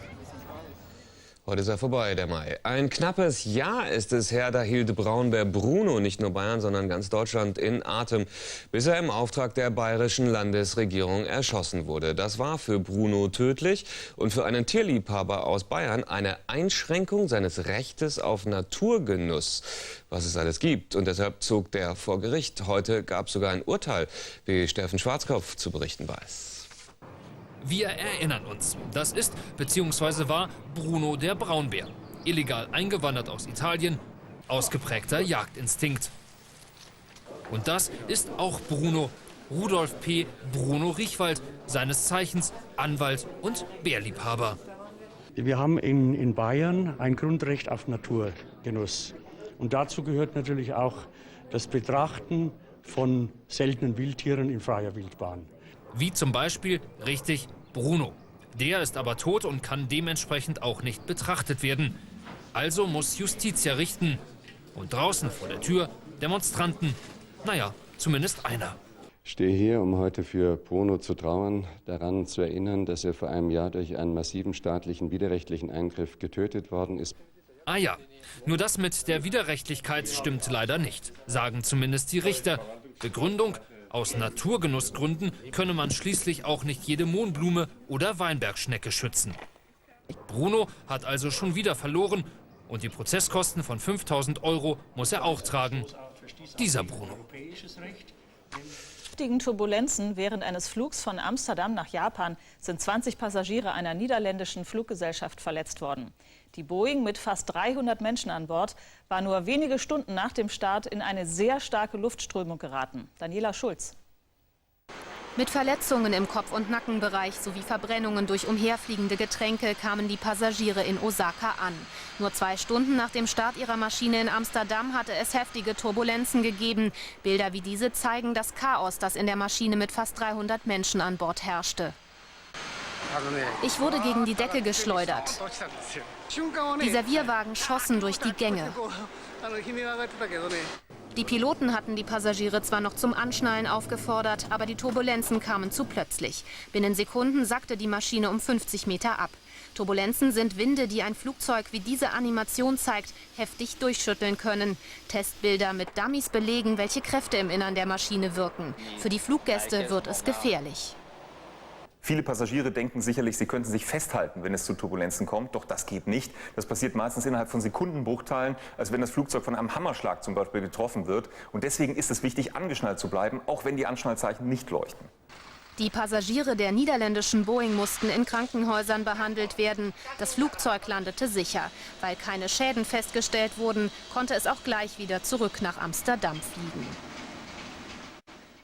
Die beiden verirrten Buckelwale in San Francisco haben es offenbar zurück in den Pazifik geschafft. Allerdings gibt es für das Happy End keine Augenzeugen. Helfer gehen aber davon aus, dass Delta und Dawn in der Nacht unter der Golden Gate Brücke hindurch ins offene Meer geschwommen sind.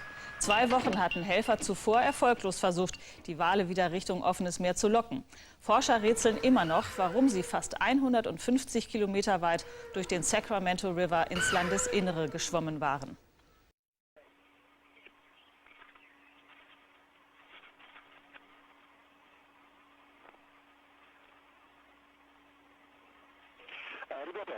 Okay, guys.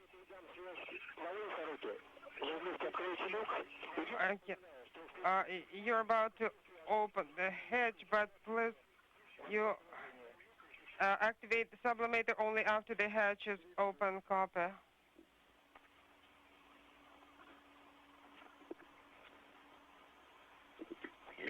Okay. Copy. We are ready to proceed with the hatch opening. Hello, guys.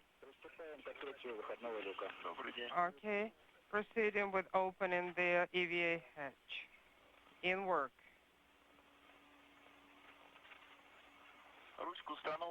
The tool is in place. Beginning to rotate in the direction of opening. I see the rollers going away. The tool is on the lock. Is that correct? Or do we need to stow it? Yes, keep it on the lock. Is it secured? Yes. Yes, absolutely. Okay, monitor. Further, monitor the pressure.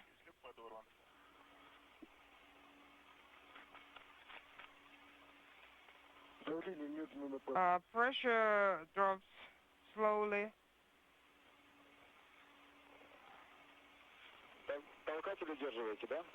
Okay, are you holding the pusher? Yes, with the pusher. Okay, 5 millimeters.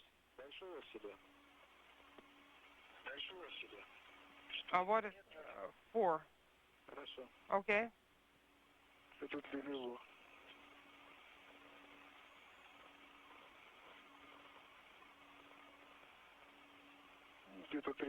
About 3 millimeters.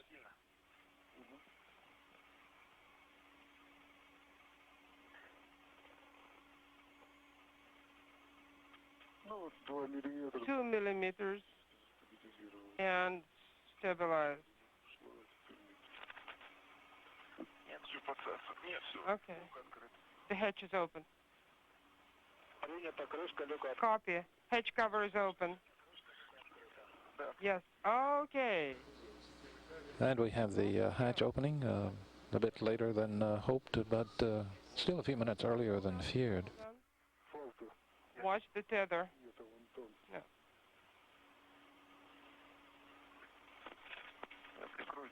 Okay, let me close it just a little bit and take it. Okay, I'm holding it.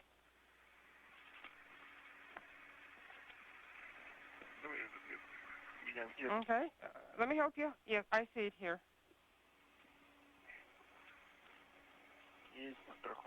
Okay, I hooked it up and pulling it towards myself. Okay, great. Copy. So the hatch cover is in place and locked. Yes. And the official start of today's spacewalk listed at 2:05 p.m. Central Time, 3:05 Eastern Time. Yes, please. Hold on. Yes, after you install the protection, okay.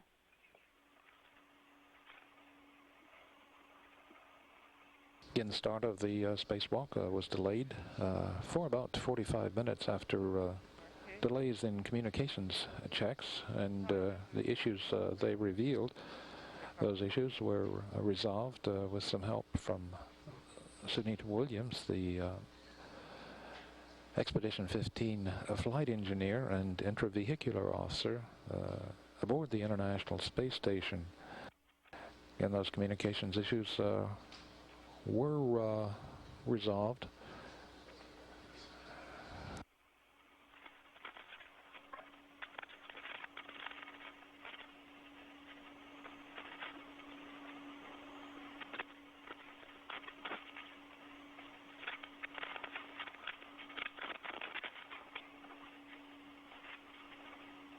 And the spacewalkers given a green light to proceed with activities pretty much as scheduled. Once again, official start time of today's spacewalk, 2:05 p.m. Central Time, 3:05 Eastern Time. I'm checking. I'm making. Let's full test. Is it sitting in place? No, it doesn't hold it.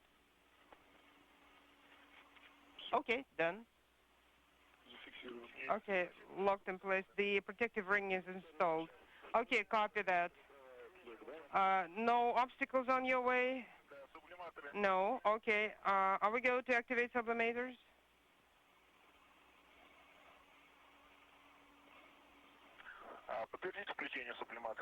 Please confirm sublimator activation. Oleg, Fedor, you are go to activate sublimators, but in sequence. Fedor is the first one, and then Oleg will give you a go too. Okay, copy that.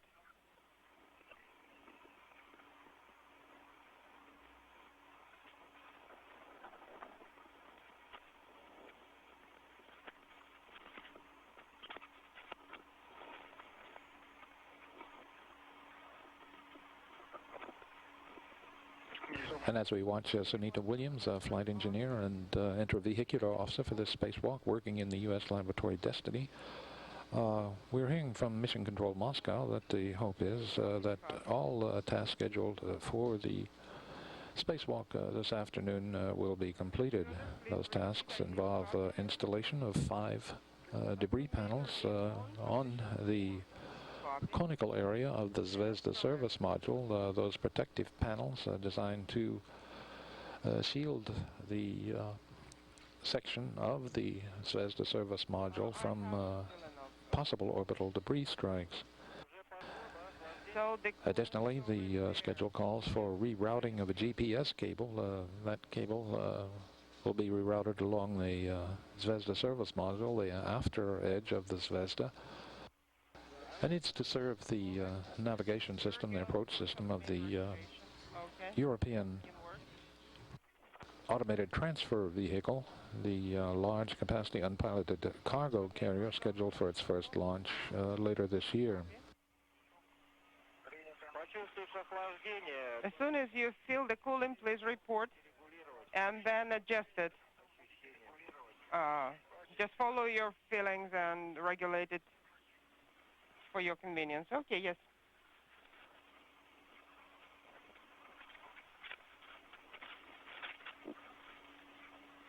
Once again for today's spacewalks, the lead spacewalker, or EV-1, is Fyodor Yurchikhin, the commander of the International Space Station. And he'll be wearing the Russian Orlan suit with the red stripes. EV-2, Oleg Kotov, will wear the Orlan suit with the blue stripes.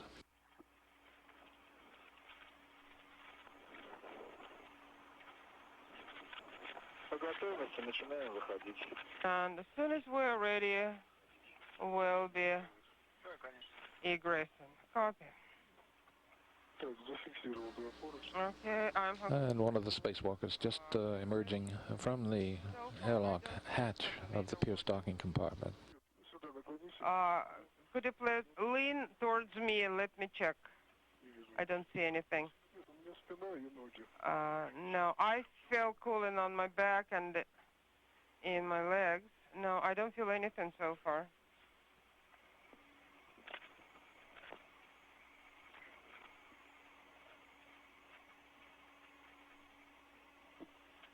Okay, now I feel the cooling.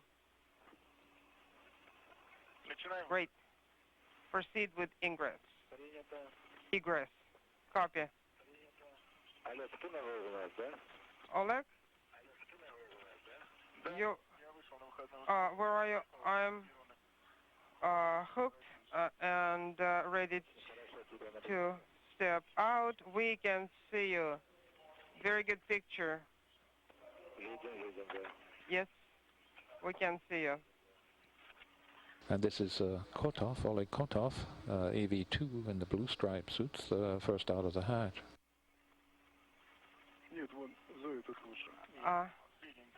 Okay, you're not going to use this one, right? Yes, okay.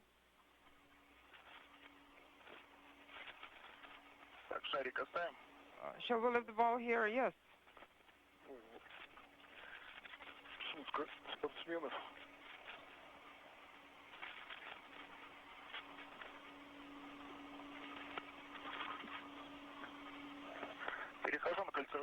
I am translating to the circular handrail towards the trailer.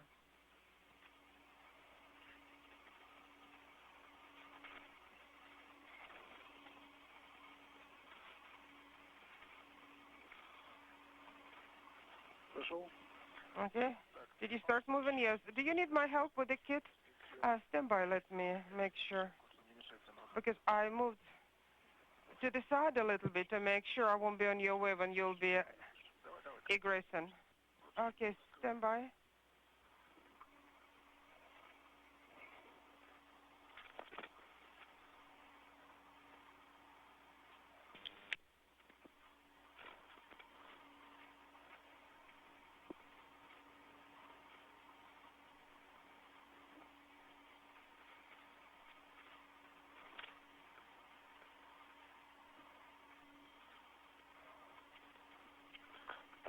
All right.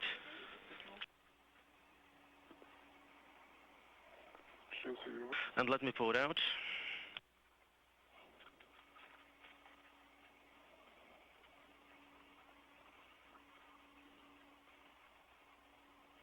Did you attach it? Yes, it's hanging. And it's on the handrail, right on the ladder. All right. Inaudible. All right, and everything is fine. All right, do you have everything? Yes, I have everything with me, and we have no questions, we have no issues. All right, and it looks like your backpack is caught. No, it's fine. And I'm going to go along the radio handrails. All right, go ahead.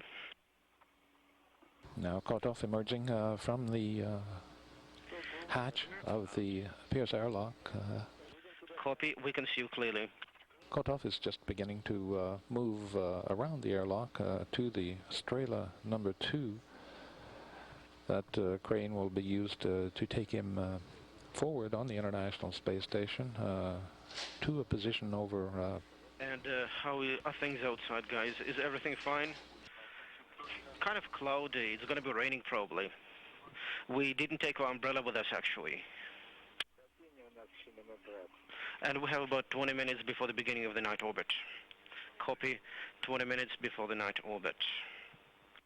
Again, that Strela telescoping crane will be used to move Kotov with Yurchikin at the controls to a position over the pressurized mating adapter number 3, where the so-called Christmas tree, an adapter to which 3 bundles of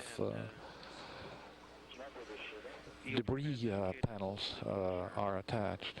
Yes, I'll just pull it out so that it would be ready when I am.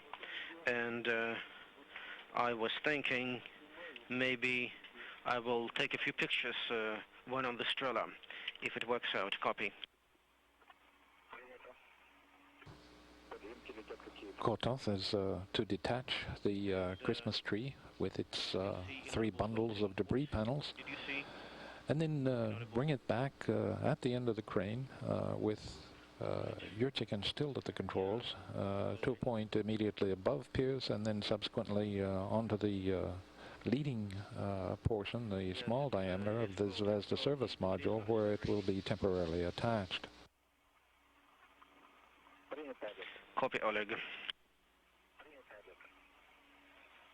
Before they do make that attachment, the 2 spacewalkers will reroute a cable, a GPS cable, for the European Automated Transfer Vehicle.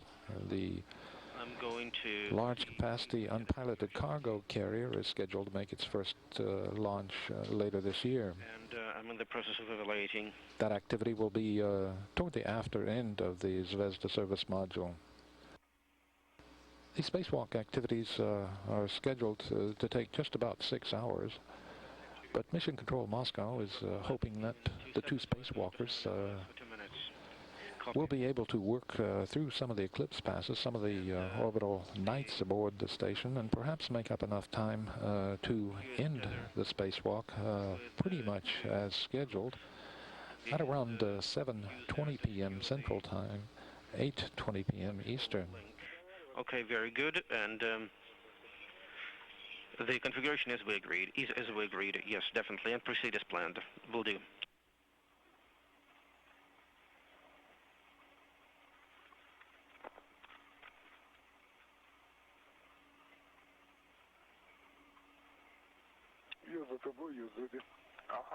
And I'm going to follow you, all right.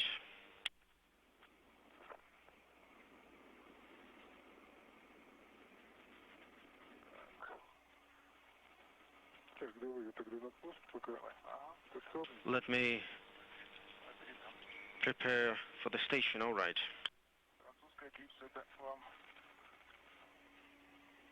Yeah, the hook is kind of tough.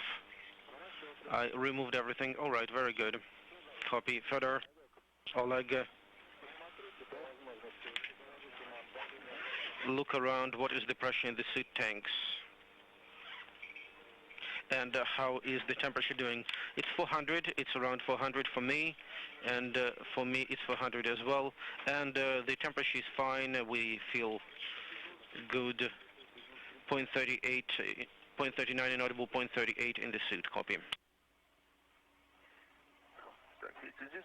And are you following? Yes.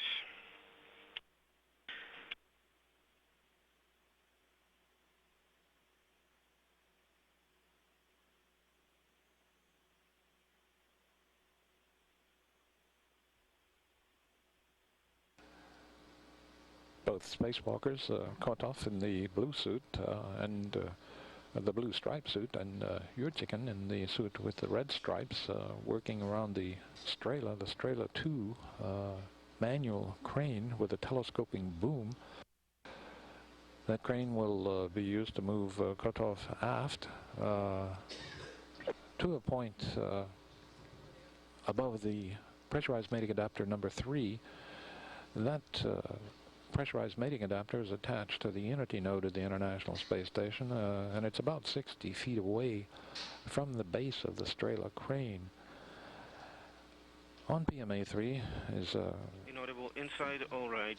device called the Christmas tree. It's an adapter to which 3 bundles of And we read you loud and clear.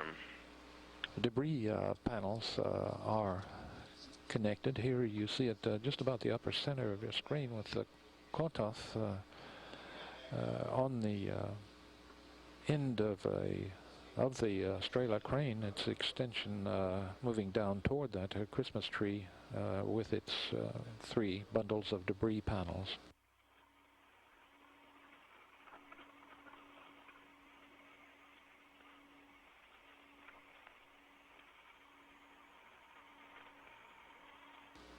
Quick recap. Preparations for today's spacewalk went relatively smoothly until some communications issues revealed themselves during communications checks. That resulted in a delay in the start of the spacewalk. The delay amounted to just about 45 minutes. Official hatch opening time for today's spacewalk was 2:05 p.m. Central Time, 3:05 Eastern Time. Inaudible, speaking at the same time. Controllers at Mission Control Moscow are hopeful that at least some of that time can be made up, and perhaps by working through the periods of darkness on board the International Space Station, the crew members can conclude today's spacewalk just about on time. Spacewalk initially was scheduled to end at Installing the long tether. about 7:20 p.m. Central Time, about 8:20 Eastern Time. The end of the Strela directly to the mobile link. Yes, so that is the handrail that is closer to the ball structure. On the mobile link, I install it in such a way that it would be enough length. All right. And I'm removing some of the tethers and I'm installing them, dumpstowing them, and installing on the mobile link at least one safety tether. Copy.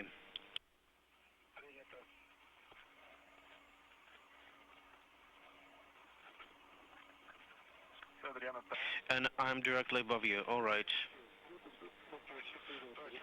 And you will need to disengage that. Yes, I'm going to be ready to do that in a second. Both spacewalkers caught off in the blue striped suit, and Yurchikhin in the suit with the red stripes. Yurchikhin is AV-1, or the lead spacewalker for this excursion. Continue to work around the Strela, the hand-powered crane with a telescoping boom that will carry Kotov forward to collect the Christmas tree, the adapter with its 3 bundles of debris panels. Tether. In this shot, Kotov is below, with its back to the camera, while Yurchikhin is above, in an inverted position relative to your TV screen's picture. And I'm going to attach that loose end over to the adjacent handrail. It's not interfering with anything. I guess it's fine. All right.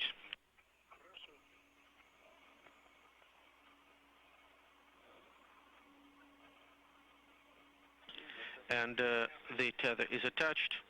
Looks like I have figured out the handrail configuration. All right, very good. And in this particular configuration, it's not possible to install the mobile link because it is directed directly at the target. All right, understand. And then go ahead and proceed. Inaudible, speaking at the same time. And are you ready? Yes, I'm ready. All right, then I will go ahead. The first movement should be pitch up. and that should be a small distance. That would be sufficient, right? Yes, we will see. Let's evaluate. All right. Further down a little bit. Down? Yes, a little bit down. That's fine. Disengaged and going up. No rush, guys. Take your time, very slowly. All right, will do. Good motion, and clearances are good, everything is fine. Is it enough, or should I do some more? Do some more. No, it's enough, not enough. Okay, very good. So, full stop. And we are watching. The ground is watching. Very good, and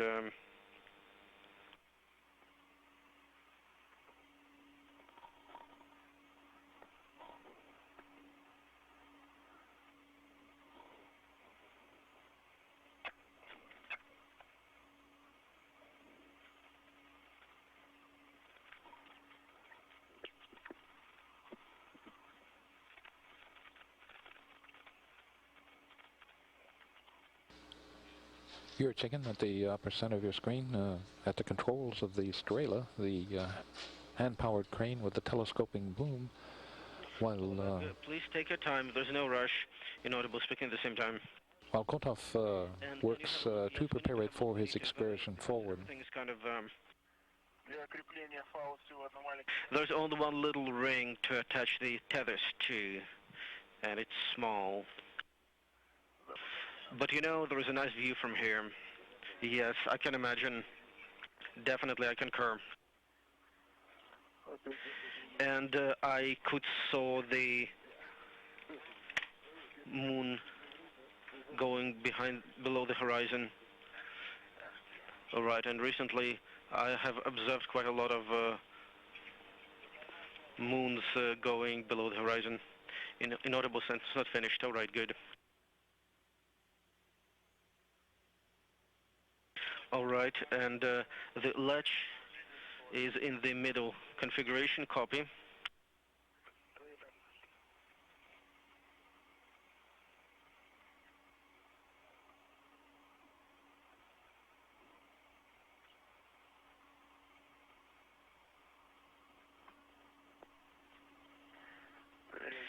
And I will make sure that the mobile link is properly tethered. It's properly tethered, and there are no interferences, no issues. Everything is ready. You can go ahead and start. We are ready to install the mobile link. All right, very good. And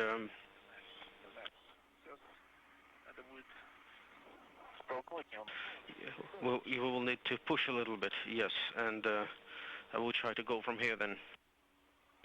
And go ahead and open the latch. Latch open.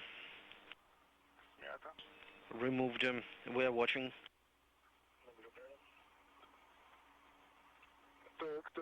Okay, let's do it. Can you hold it? Yes. I'm holding. All right, very good. Go ahead. Translate in work. I think we need to change hands. Let me change hands. All right, very good. I'm holding. Kotov at the lower part of your screen, holding the extension for the Strela, the hand-operated crane with the telescoping boom. And there used to be one more tether here. There's one more tether to remove. Let me do it. All right, let me hold it. Please do. And hang on. I'm holding. Inaudible. And you can let go. And I'm holding it as well. All right, very good. And then hold tight.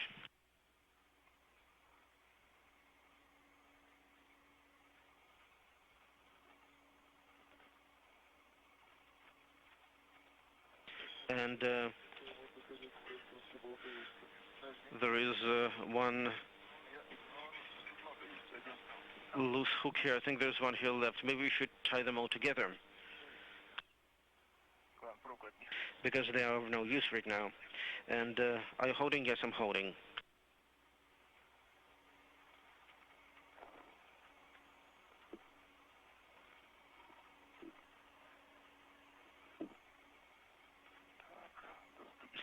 Let me find a stable position. Further, Oleg. How do you read me? Loud and clear. And how do you feel? How do you feel and how are things? What are your first impressions? Well, we had good night's sleep and everything's fine. And it's like a firefighter's job. Everything is good, food is great.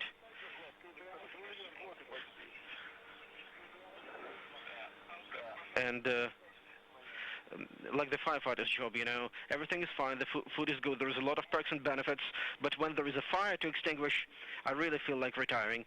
And this is something similar.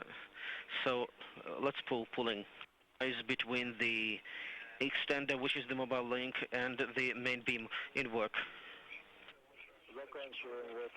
We are going to complete the tether activity, and then we are getting ready for the night orbit, and then you will get some rest. That's our plan.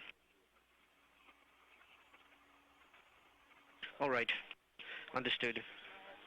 And if you pull it up a little bit without extending, you can move it a little bit towards PMA3, I think.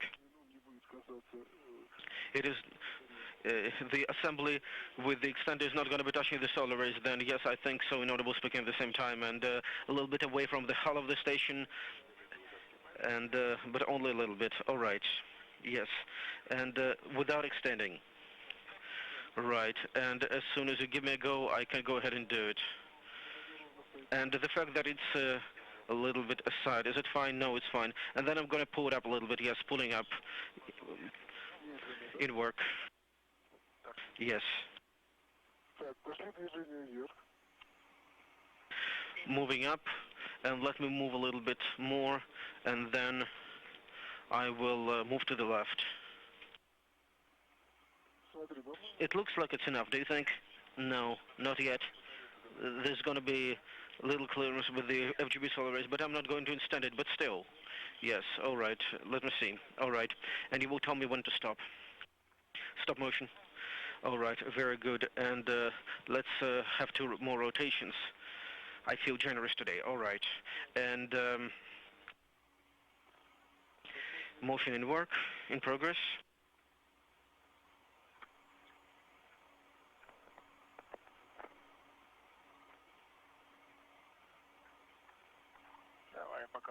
And I will move slowly. I'll translate to the extender, and I'm going to be on PMA 3, and we can extend because we are high above the Soyuz and far away from the solar rays. All right. And we are passing over Chistaya, and rather, correction, we have good clearances, and we are just going to go above the Soyuz. All right, very good, and you wait a little bit. All right. And the main one is just over PMA 3, stop motion, and let me move you a little bit down. All right, very good, if you don't mind. That's fine, it's going to be perfectly fine.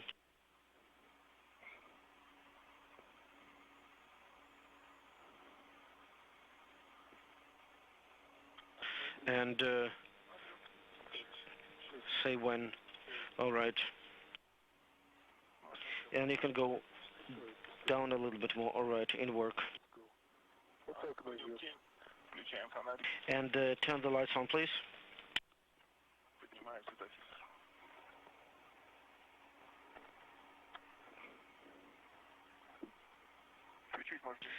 And it can be a little bit more, about 10 degrees, I want to say.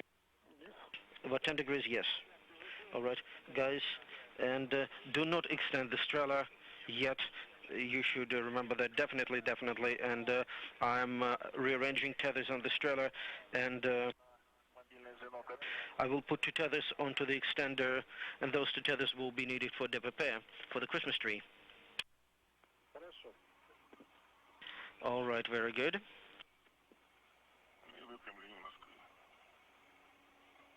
and I'm going to straighten it a little bit. All right, let's get used to this configuration, because with this particular kind of lighting we can see everything very clearly, and we are going to enter the night orbit, the main night orbit soon.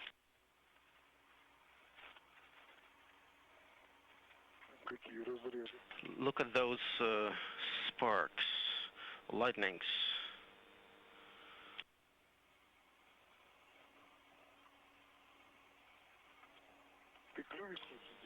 And what are you trying to do? Are you trying to make a loop? No, I'm trying to... Inaudible. Station just about to pass into an orbital sunset over the South Atlantic Ocean. You're taking, commenting on some of the lightning flashes below and thunderstorms over the sea. And it's pretty much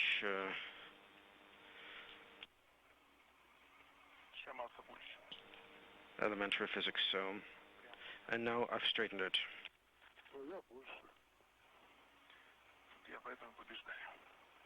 It depends on how heavy you are and what your mass is. Yes, my mass is greater, that's why I win all the time.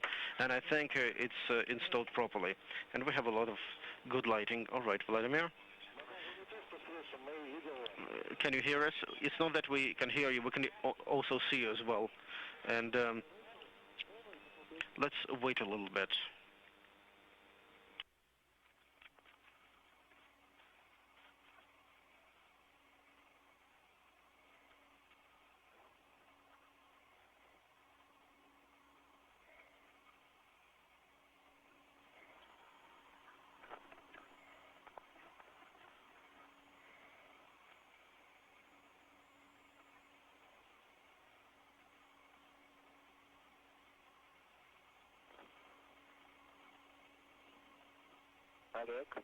Oleg,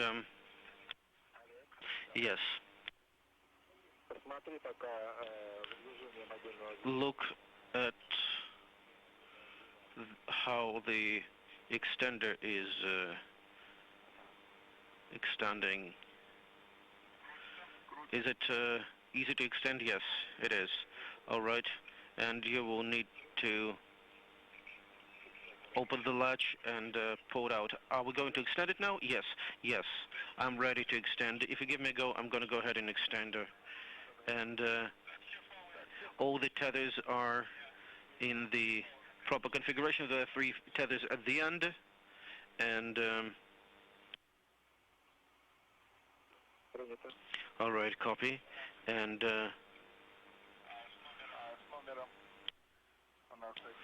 that is end number 1. Yes, yes.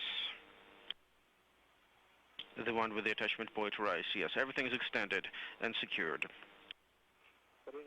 Copy. Look at that sunset. Amazing. Oh yes, I already had a look. And I also looked in the other direction at the moon. And now it's shining right into my eyes. Have you extended it? Yes, yes I did. And I'm going to attach my tether to the extender. All right? And you may want to rotate like that, and then you could go ahead and extend. Inaudible. I'm trying to secure it. It's it's moving way too much.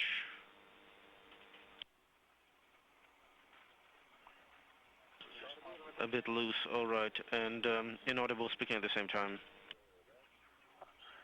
I didn't understand.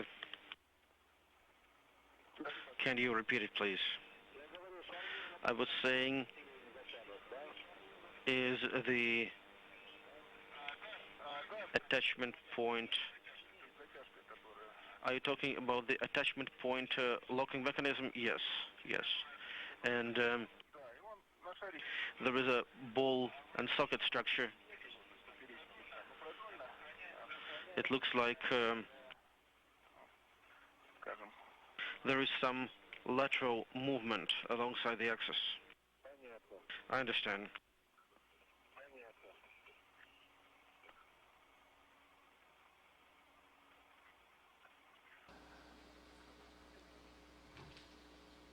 As Kotovka continues to work on the outer end of the Strela boom, the boom of the mobile crane, the telescoping boom that will take him forward to gather up the Christmas tree, the adapter and its 3 bundles of debris panels that they'll install on the Zvezda service module. Both have commented on the good visibility. They've passed through the orbital sunset, but they still have the illumination from an almost full moon.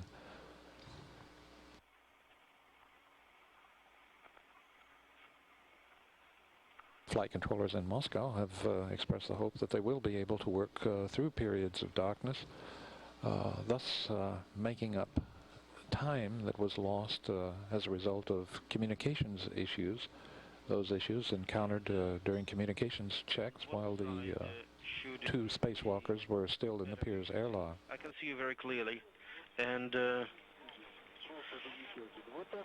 it's excellent. I can see both the Christmas tree and your back, so everything is fine. And basically I can go ahead and move. And we understand that you are ready, and basically we are going to give you a go soon. For your understanding, I can see both the Kit and Oleg back. I can see the entire right side, and Oleg can see the Soyuz.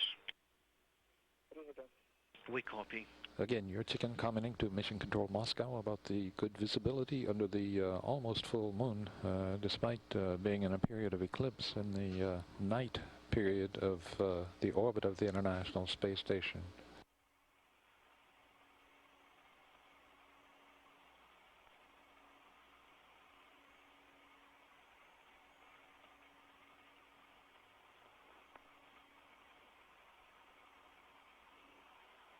Controllers at Mission Control Moscow have expressed the hope that if the 2 spacewalkers can indeed work through these periods of darkness, they can make up enough time to end the spacewalk just about on time. That would put them back in the airlock with the hatch closed at about 7:20 p.m. Central Time, 8:20 p.m. Eastern.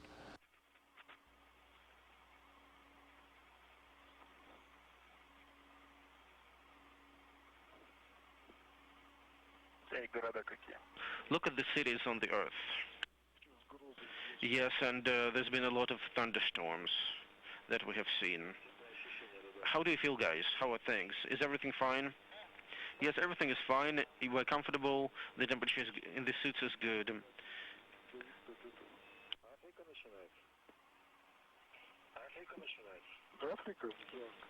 And it's also going to depend, actually, the temperature in the suits is actually also going to depend on what we're flying over, right? Because if we fly over Africa, and we're going to be doing that soon, I think it's going to warm up. And how are you guys? Everything is fine in the mission control. It's the same temperature all year round. Well, it also depends on when they start the central heating system in winter, right? Definitely.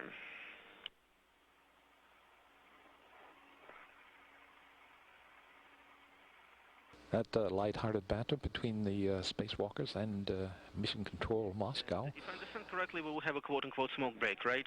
So far, you can go ahead and wait. That banter continuing as preparations for Kotov's move on the end of the Strela crane's telescoping boom back to PMA-3, situated on the Unity node of the International Space Station, to pick up the Christmas tree, the adapter, and its 3 bundles of debris panels to be installed on the Zvezda service module.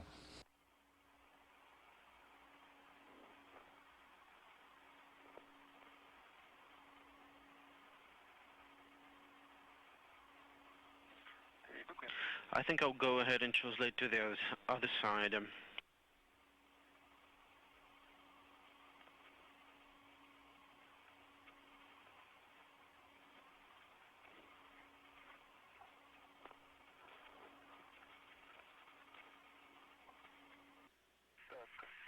Okay, it won't work like this. All right, let me hold on to it. Have you demated it on your side? Okay, I am opening the safety latch. Okay, you move it to your side a bit, and then we'll start collapsing it. So as soon as you demate it, then let me know, and then I will lift it up a little bit so it has been demated. Okay, copy, demated, and we're back live on NASA television. Here you can see Kotov at the very end of the Strela boom with the Christmas tree just at his right. He's attaching the Christmas tree to the end of the Strela boom in preparation for its move and his own move back to the Zvezda service module, I try to where have the continuous movement. 5 debris panels from one of the 3 bundles on board the Christmas tree will take place. Okay. All right. Stop. Let's do A total of 12 debris panels from the other 2 bundles will be installed during a June 6th spacewalk.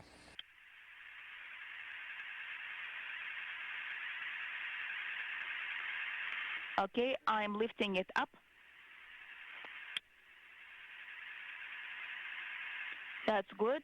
And here Kotov and the Christmas tree are in motion, headed aft to the installation point for the debris protection panels. Continuous movement. Do not be in a hurry, and Those protection panels are made of aluminum. They're all about 1 inch thick. They vary in size because they're custom made for the specific site at which they'll be installed. Typically they measure about 2 feet by 3 feet, and they weigh 15 to 20 pounds. I will continue collapsing it. Okay, let's go into the opposite direction. Okay, that's good because I don't see it on this side. Now you can collapse it further. Okay, I was 6 of the debris panels already have been installed on the sloping area between the forward part of Zvezda and the main body of that module, between the small and large diameters. Those 6 were installed August 16, 2002 during a spacewalk by Expedition 5 Commander Valery Korzun and Flight Engineer Peggy Whitson. Have a look. It should be right under the Soyuz. Those protection panels were delivered by Endeavour on STS-111 in June 2002. Are you looking at it? Yes, I'm monitoring it, and everything is fine. Except we have some oscillations, so we have to watch out for that.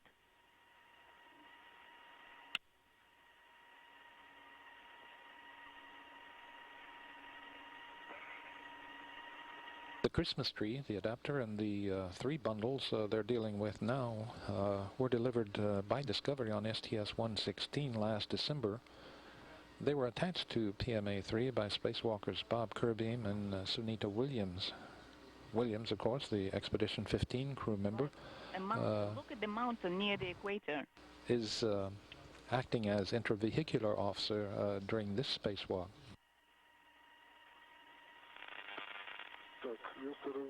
Okay, I'm trying to move slowly. Copy. Excellent.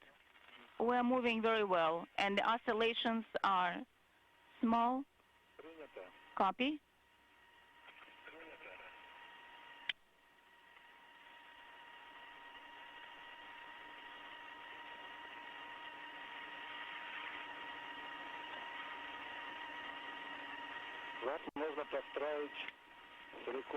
We can congratulate you with a record.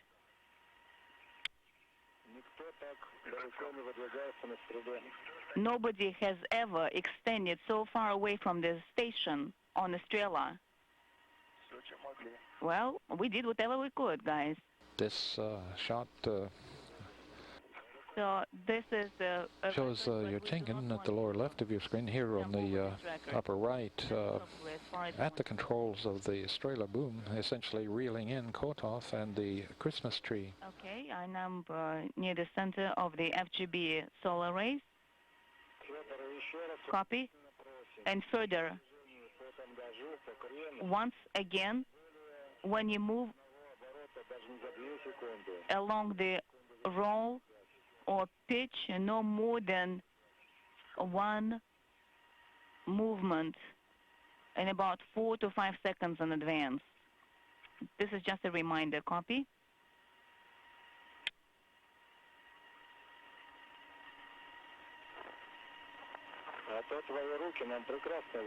And we can see your arms very well on the screen. And you can see our legs too in the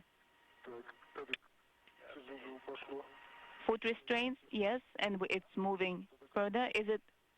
Have you moved it to the end? Yes, now I'm lifting it up. Is that it? Yes, now move it a bit further. Okay, now along the pitch axis, up. Okay, let's go up. Okay, and I'm counting the seconds, and I'm moving.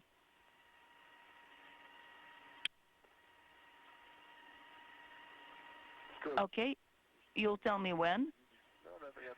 Okay, I'm looking at the movement.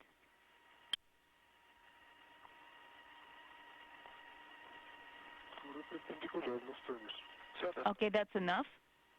Now let's move to the right. Okay, let's do it.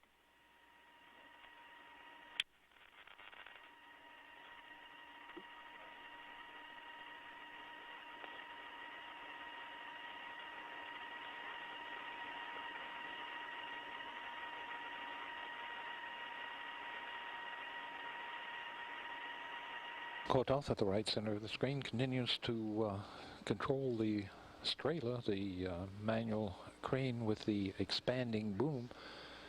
Here you get a very clear shot of the Christmas tree, the adapter, and the 3 panels of debris protection shields that it contains.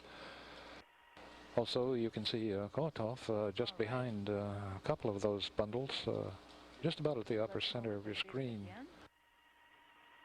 Okay. Had a piece of very good news. Mission Control Moscow reports that after crew members have worked through that period of darkness, instead of taking a break, they've made up enough time to be just about on the original timeline.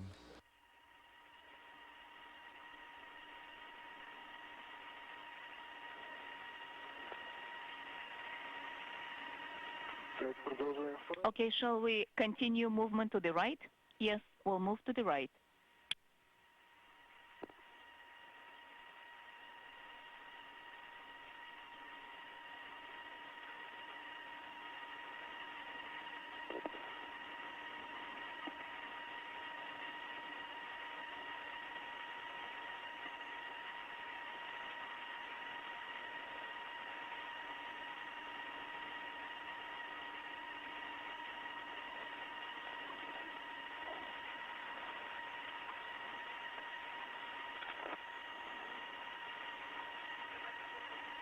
Tell me when.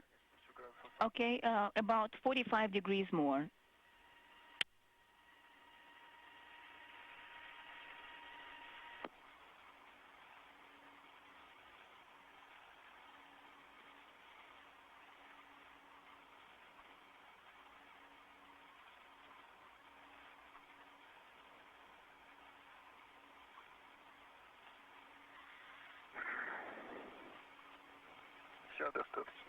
That's enough.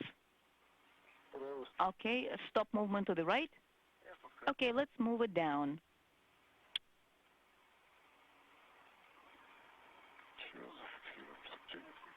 Just a bit.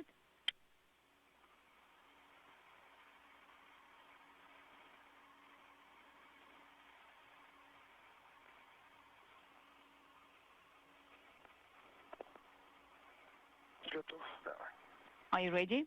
Yes, I am.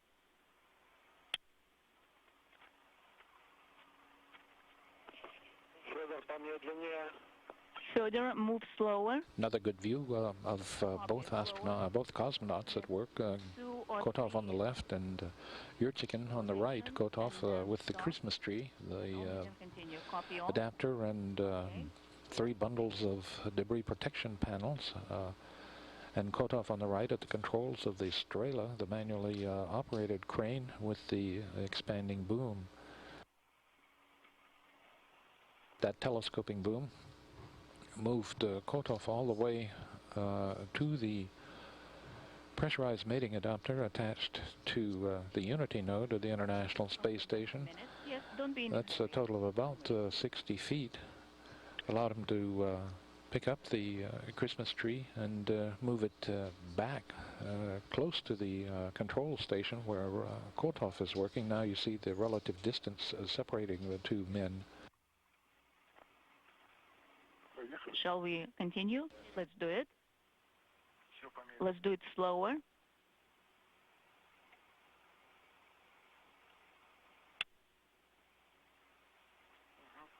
Okay. Just a slow movement.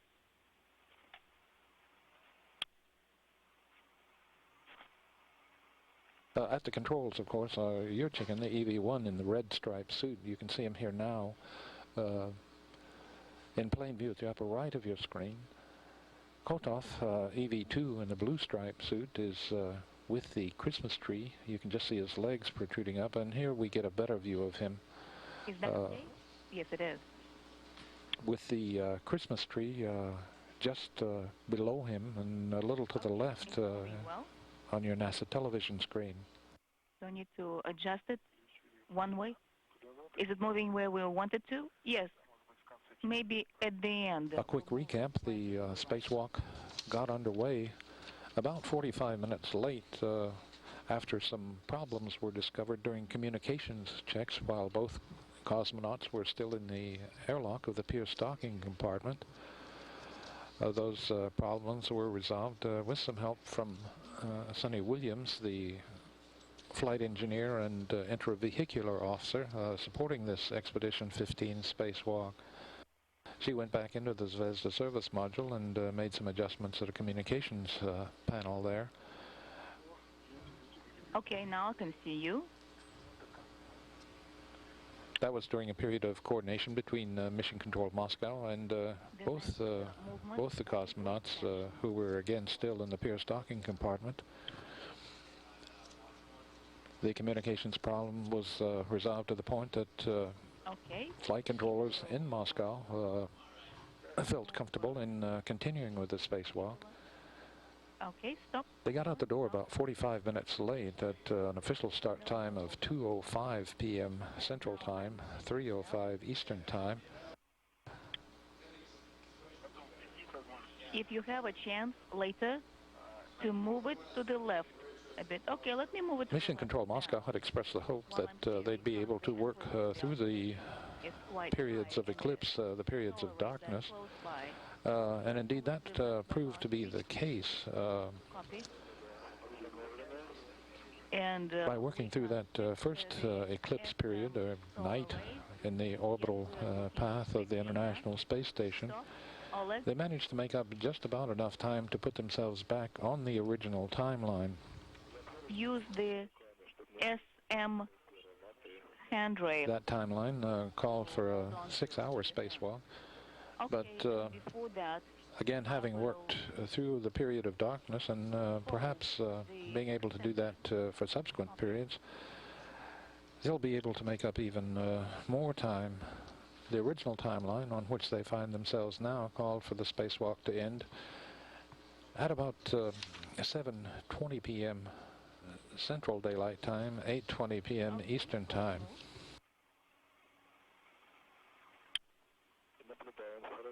And we are monitoring you very well.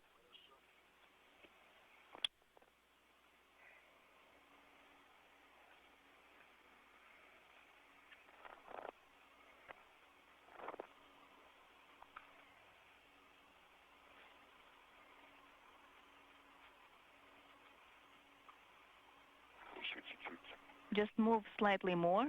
Okay, you tell me when. Okay, let me grab it. Okay, now I'll move it on my side a bit. Okay, stop. Kotov, at the upper right of your screen, continuing to operate the controls of the Strela. He's moved, correction, your chicken at the upper right of your screen is continuing to operate the controls of the Strela, the manually operated crane with the telescoping boom. Well, your chicken remains near its end where the Christmas tree, the adapter and 3 bundles of debris panels are fixed.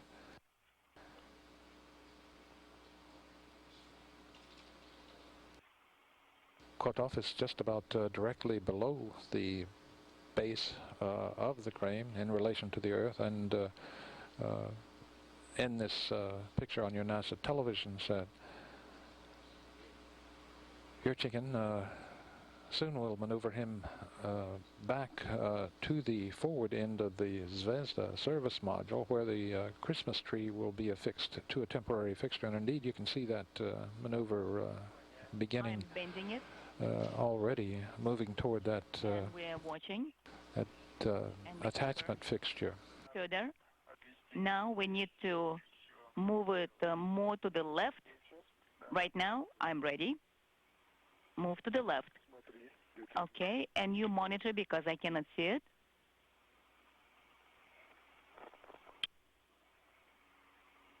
Stop. Copy, stop. And now it's swinging again. Okay, further, you need to do it even slower than that, much slower.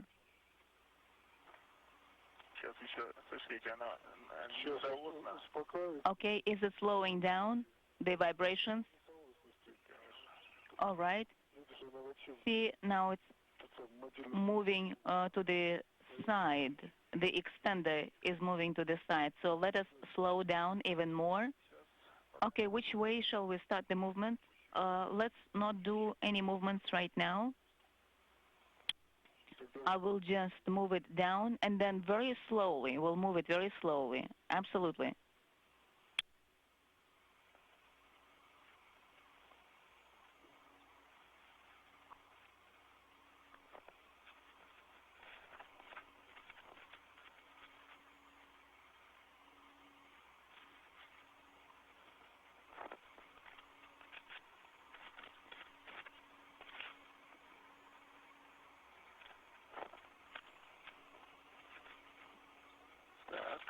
All right.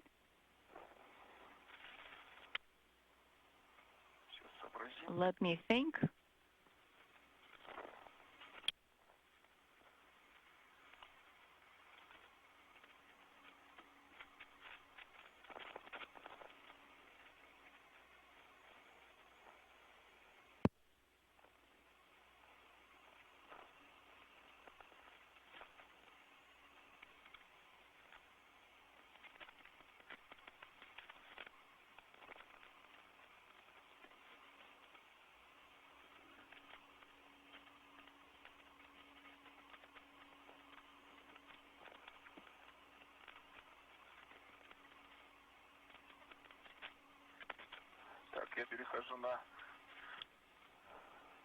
Now I'm going to the very tip. Copy. And just extend it slightly more. Be very careful when you extend it.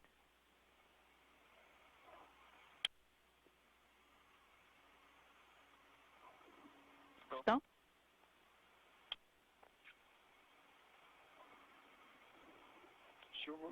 Do you want me to extend it more? No, stop. Okay, then I'm securing it in place. Okay, now it's folding in. What do you mean? Now it's going closer to the service module. The angle has changed. No, it's just the oscillation. Okay, then just wait. Do not move there. Okay, let me extend it slightly more. No, don't do it. because I want to move, switch to the other side and then move it. Okay, then be extremely careful. Can you reach to the handrail? No, I'm moving very slowly.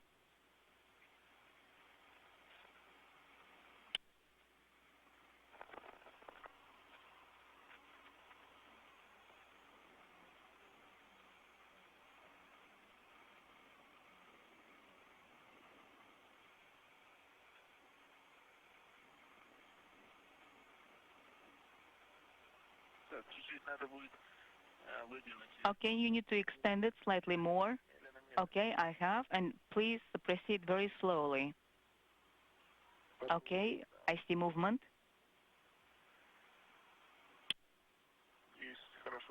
I see it. It's moving well. More? Yes, go ahead, but very slowly.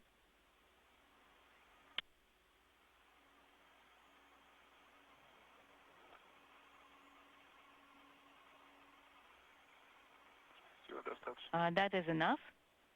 Stop.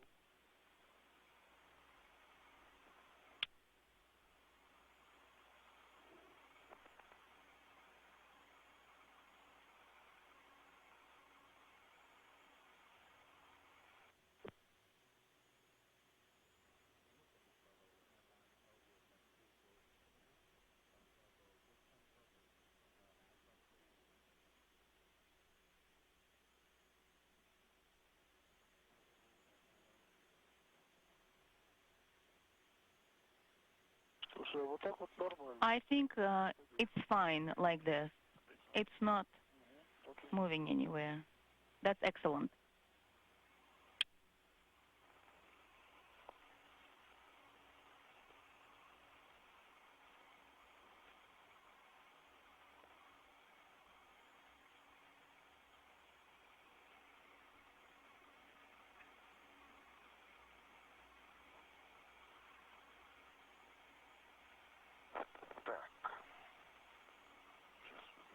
Okay, let me go under and see.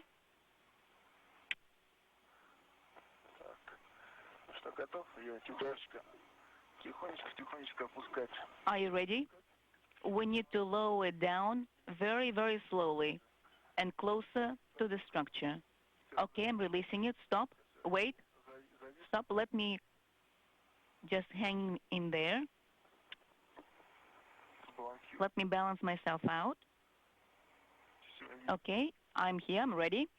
Okay, shall I move it down? Yes, a little bit to the left. To the left. Yes, just ever slightly. Okay, tell me when. Moving to the left.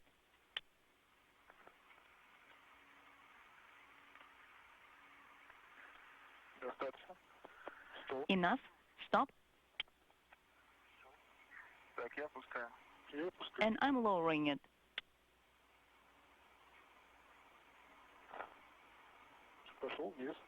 I'm moving down very slowly. I see oscillations again. Vibration. I'm stopping. Let's stop.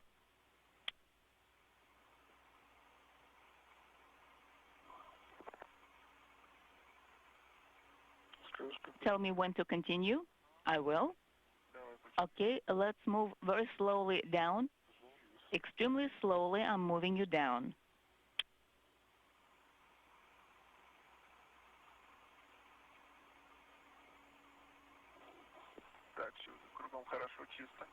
Moving well.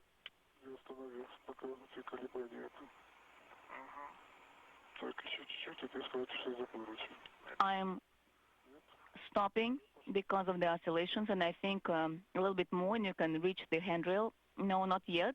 It just seems like I can, but I can't yet. Stop. I'll stop when you tell me when. Stop. I'm stopping. Okay, in a fixed position. Copy.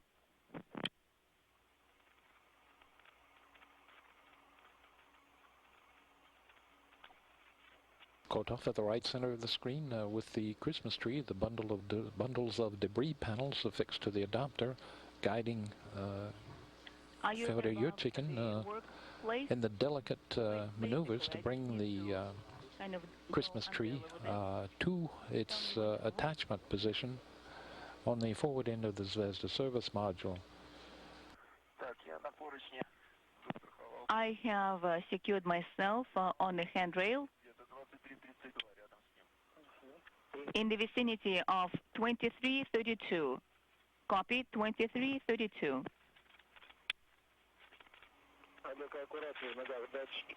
Oleg, please be careful with your feet. There are sensors over there. Yes, I'm monitoring that. I'm trying to balance myself out so I don't move as much from DPP, and I'm trying to secure the Strela.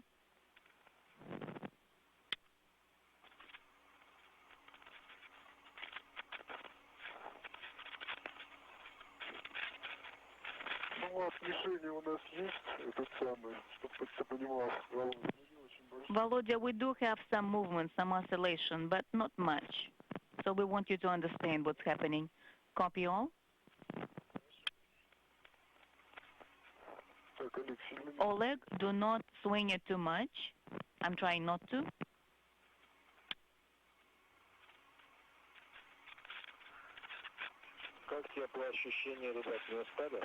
How do you feel, guys? Are you getting tired? No, we're doing fine. That's good. Strela is secured to a handrail.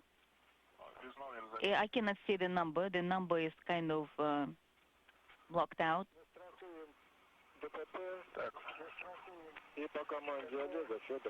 Okay, and then let's secure it further, and then when Oleg gives you a command, we'll move further. It's too early.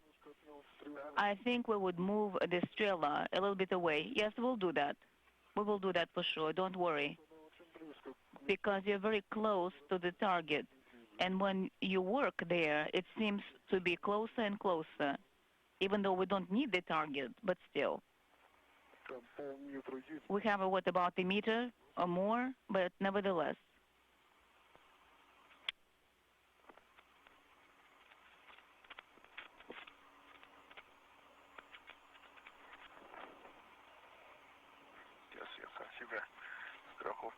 Okay, let me change the tether slightly. Okay, move you to the right? No, not yet. Don't move me anywhere.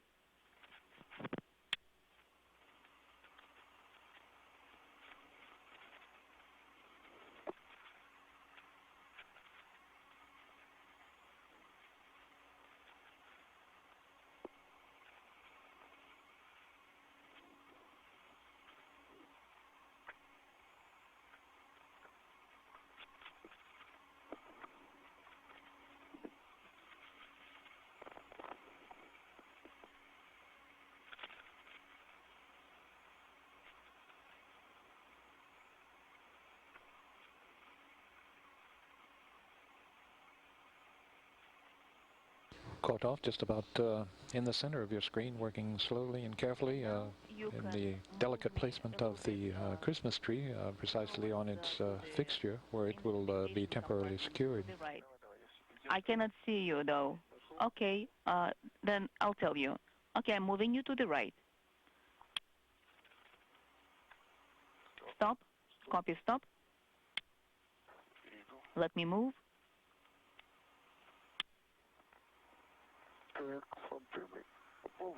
And now the situation with the antenna is much better. If you can move me to the right slightly more, please do so. Okay, stop. Enough. Stop. These are oscillations. I haven't moved you. Okay, move it up towards you. I will do that.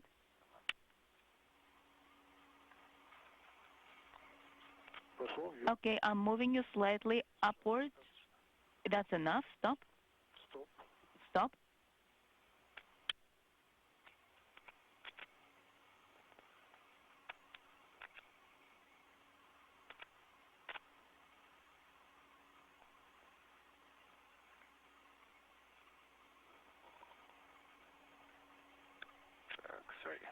Okay, shall we move to the right? Are we moving to the right? A little bit. Yes, a couple of degrees to the right. Okay, I have started motion to the right.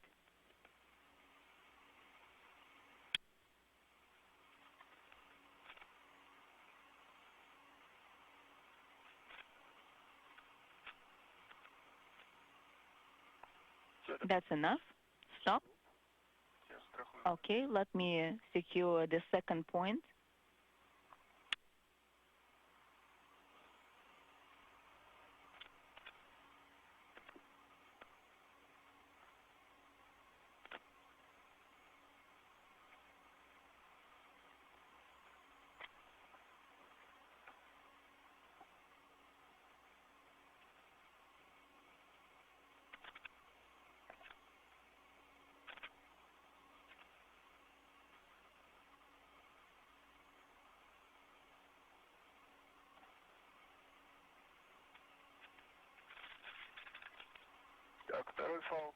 The second tether, DPP, has been secured in place.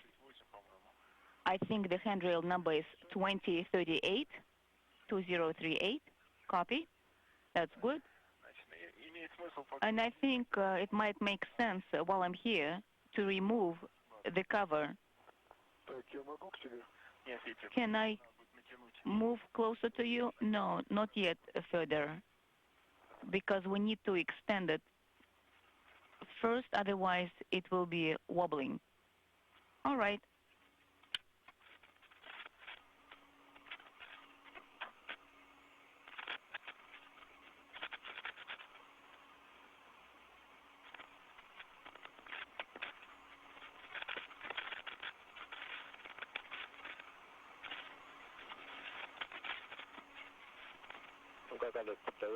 Oleg, is it moving? Yes, I've removed it. So I've removed the cover from all four Velcros, and I have put it in place, and I secured it. And Volodya, we were sure that it's just attached using the Velcro. Well, I had my doubts, you know. I had to. And I had my doubts also, because I thought that for launch purposes, maybe it was secured with something else, but, well, it just happens. Then in about 10 seconds, we'll have a 1-minute LOS. Copy. Thank you, Andrei. Appreciate that.